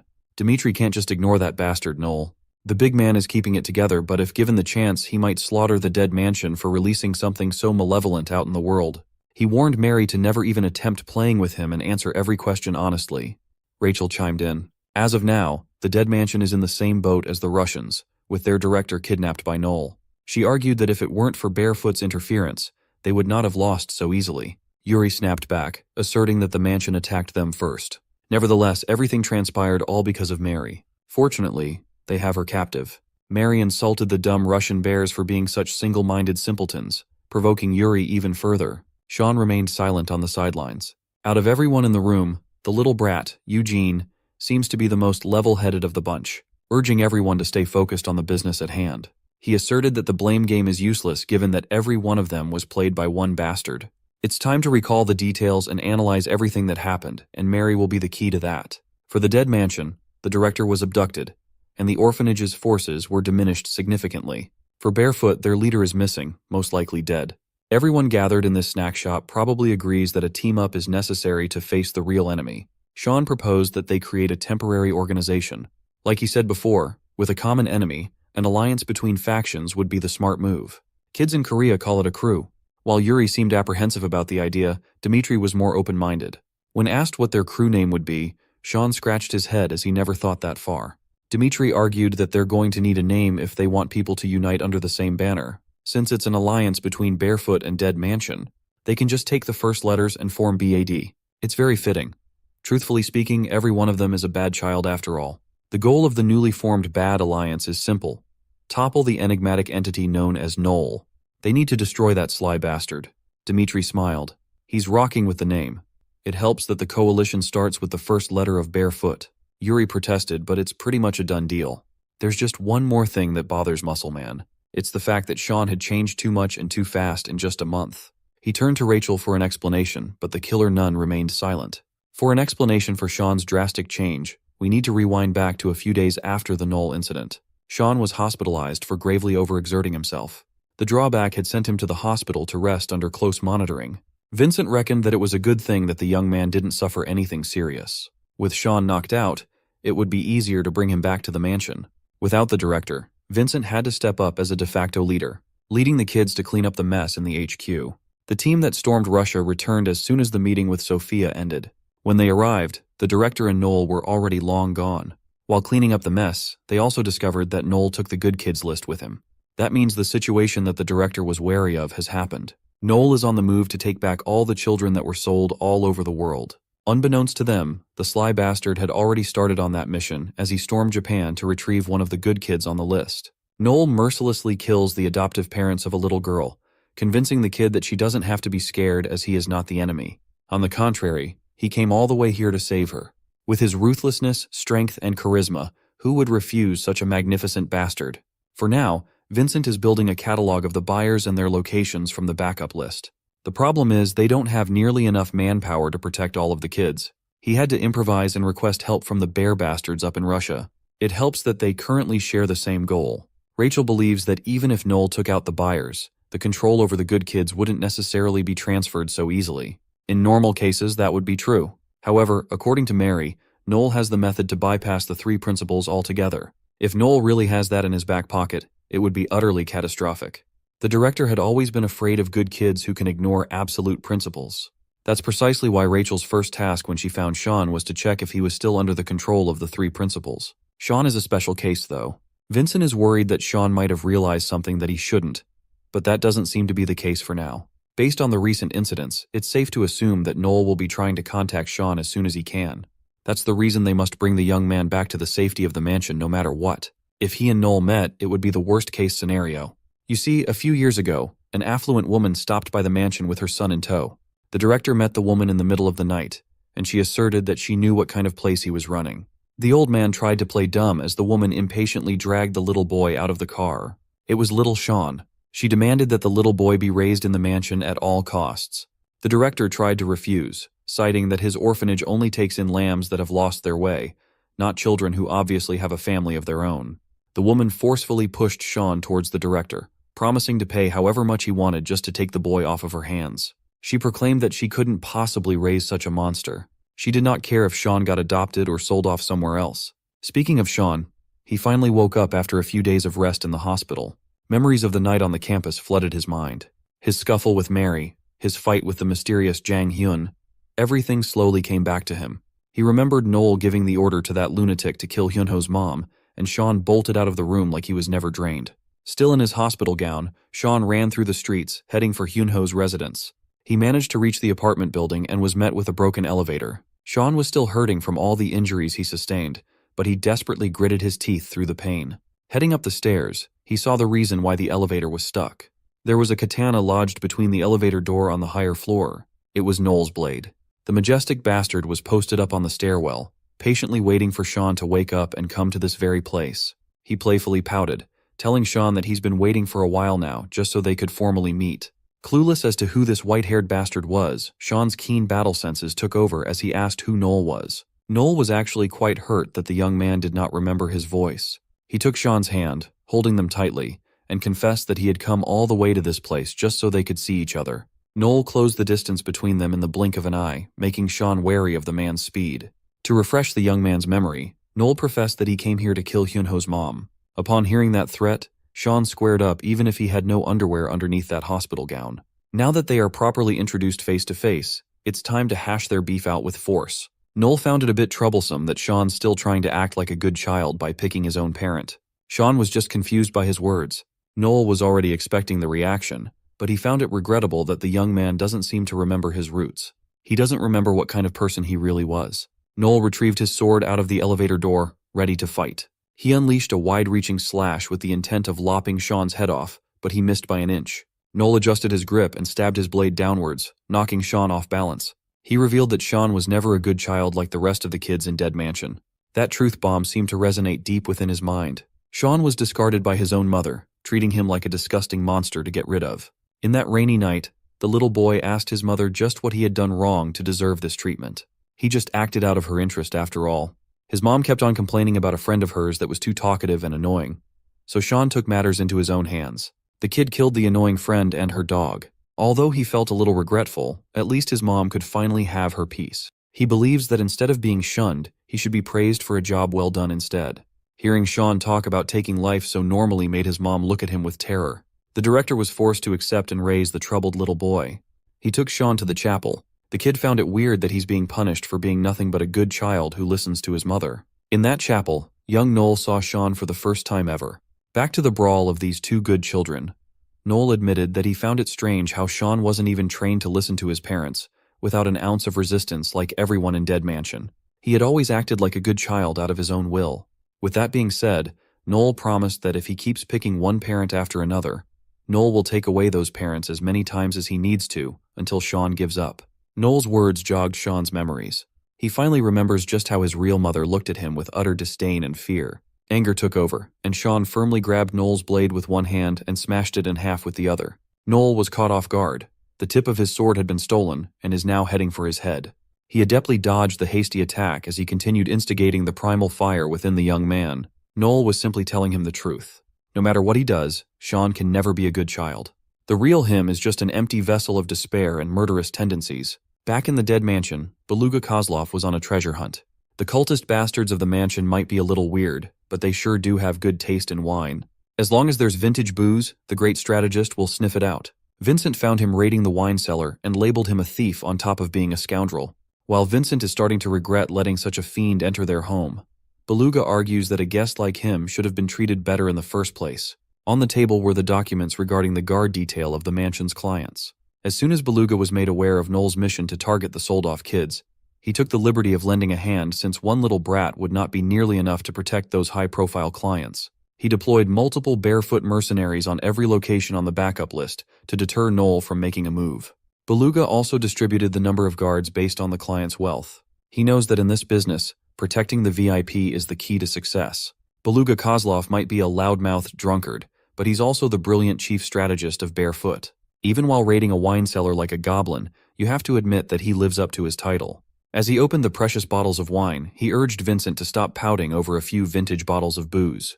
This can be considered a dirt cheap payment for what he offers. He doesn't even know how much each of these premium bottles cost. The director would surely flip out if he found out. But that's precisely why Beluga's drinking them. Vincent probably couldn't even taste such good wine if the director was still around. So they might as well make the most of the situation and share. Even though he's a stickler for the rules, Vincent eventually caved in. Before you know it, they've already drunk a few bottles between the two of them. Beluga is in an excellent mood, praising the blood of Christ for tasting so good. As an added bonus, he even made Vincent a partner for his crime. Once they were drunk enough, he asked Vincent about something that he'd been curious about for a long time now. He wanted to know how the Dead Mansion managed to brainwash so many children with that bizarre three-principle creed. He just can't fathom how those brats follow every directive without fail, making them the perfect little soldiers. Beluga is aware that it's a trade secret, but the phenomenon just made him too curious. Vincent answered that most of the kids that come to the mansion have been abandoned. Kids like them have a stronger wanting than others. They simply use that desire, reinforcing the feeling of abandonment due to lacking certain characteristics. Through a repetitive process, they brainwash the kids to become good children, instilling in them that good children must prove their worth, that good children must be better than anyone else in the world. Through that simple ethos, they can finally become a part of a family. If they ever fail to uphold the principles, they will be abandoned once more. Beluga wasn't buying it. He can't believe that these cultists can really control a person with such a simple process, but the feeling of wanting must never be underestimated. Even though he's a criminal himself, Beluga can never see himself going that low. He asked if this was the director's brainchild, and Vincent answered that they had actually gotten the idea from a child. Although it wasn't an original good child, it was a kid who wanted to become one more than everyone else. He was a little boy who would do anything to be accepted by his parental figures. From the first time the director laid eyes on Sean, the vision immediately sprouted. The absolute three principles originated from Sean himself, and right about now, Noel is reminding him of that fact. With his bleeding hand sealed by Noel's grip, Sean resorted to using his feet to attack. For the first time since the battle started, he managed to land a clean hit.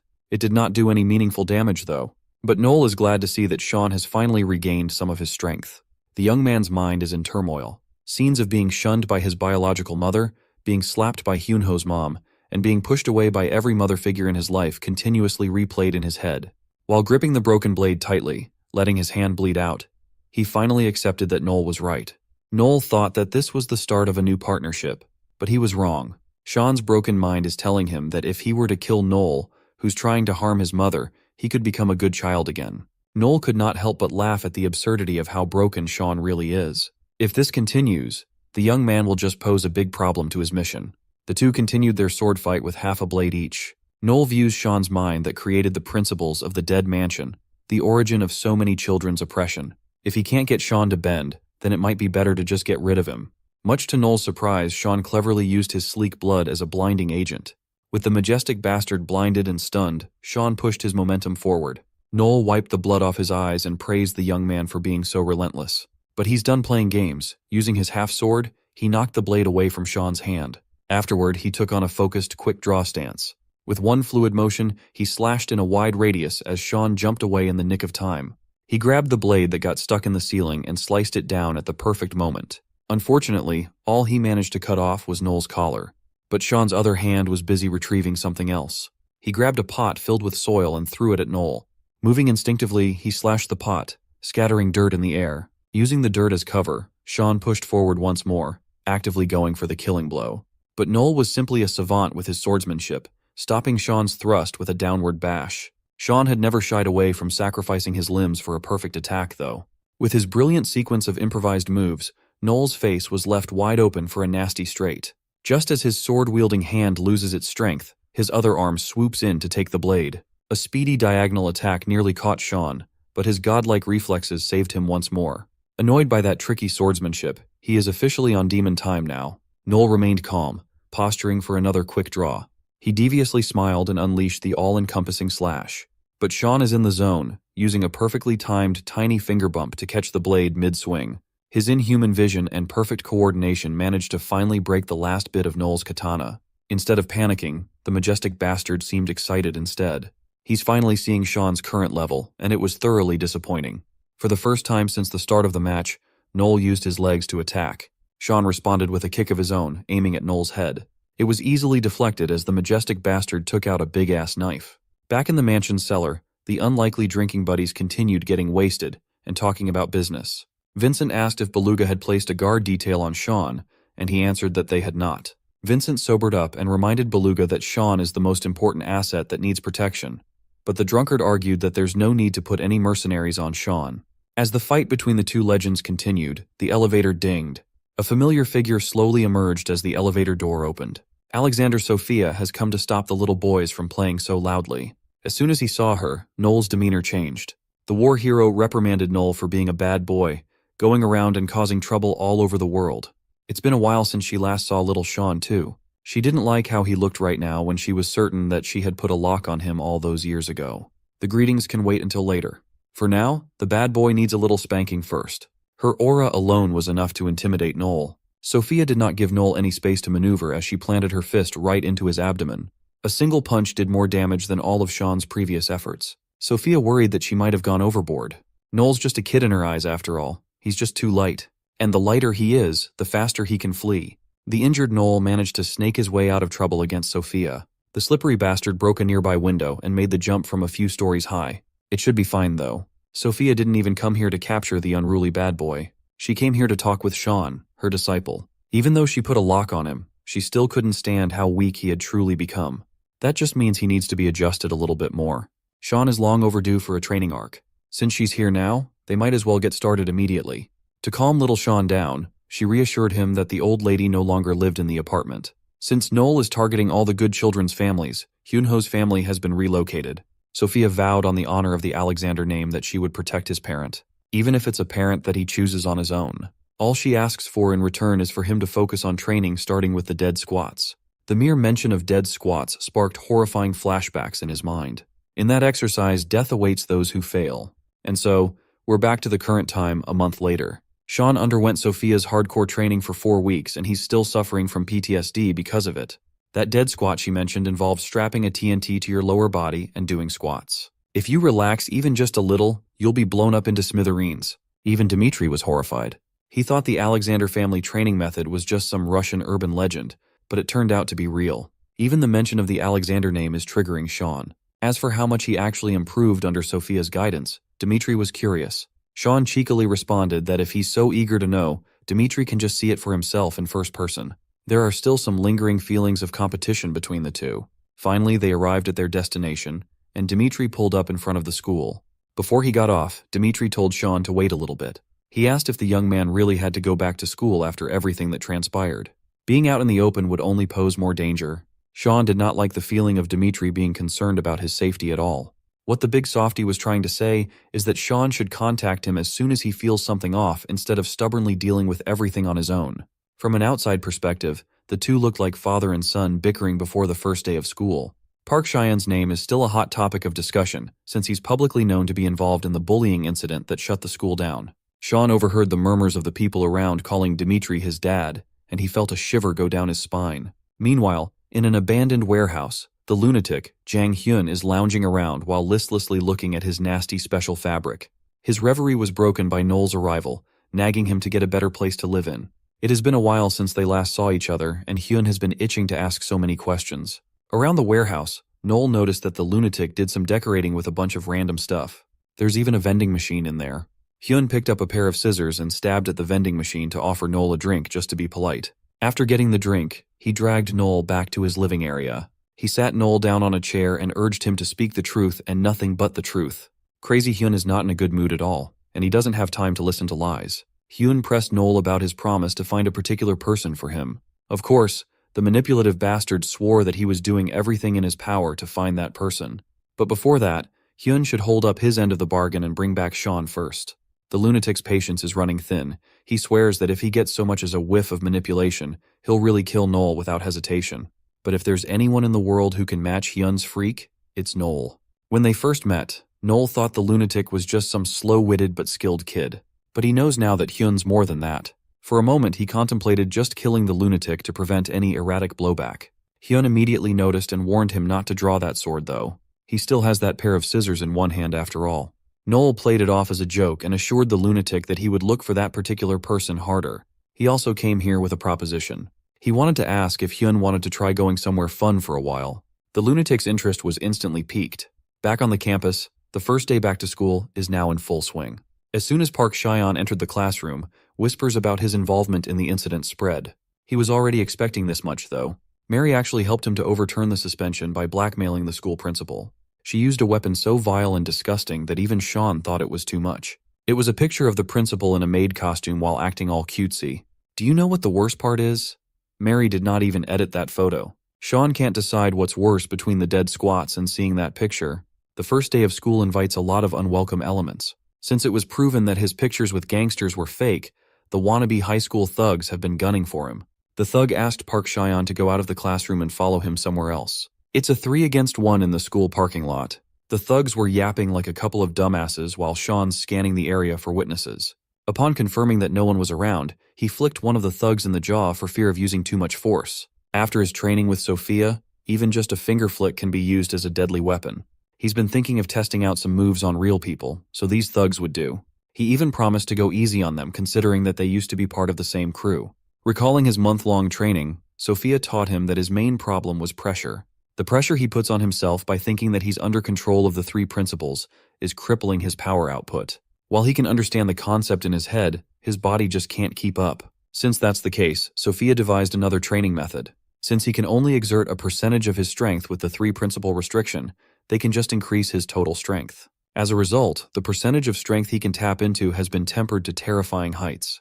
The thugs that invited him to get beat up in the parking lot fell one by one. It wasn't even a challenge. One of the fools panicked and grabbed a steel mop nearby, waving it around like a nincompoop. Sean just dashed forward like a compact freight train. Timing his kick, he aimed at the mop heading for his body. If he can break Noel's katana, he can certainly break a random dullard's mop. Sean did not even bother beating the clown up after that. The class bell has rung and it's time to go back to the classroom. It was a complete and utter defeat for the 3 Stooges. After seeing the results of his training and how strong he felt, he thanked Sophia for setting him straight. Right now, he can't control his new strength completely, but he did not expect to be so strong with just a fraction of his real power unlocked. From outside the classroom, a familiar figure forced his way to the room of second grade class 1. As soon as he saw Sean sitting in the middle of the room, he happily barged in. Sean was still lost in thought. He reckoned that if he could utilize his full power, he'd be able to face Jang Hyun and even Noel. Well, he better pray that he unlocks that power right now, since one of his targets just made an unexpected entrance to the classroom. Jang Hyun greeted him with an unexpected kick after a whole month of not seeing each other. Sean managed to block the brunt of the kick, but the impact was frightening. The lunatic can sense that Sean has become a lot stronger over the past month. Jang Hyun hoped that Sean finally sobered up and stopped playing the good child game.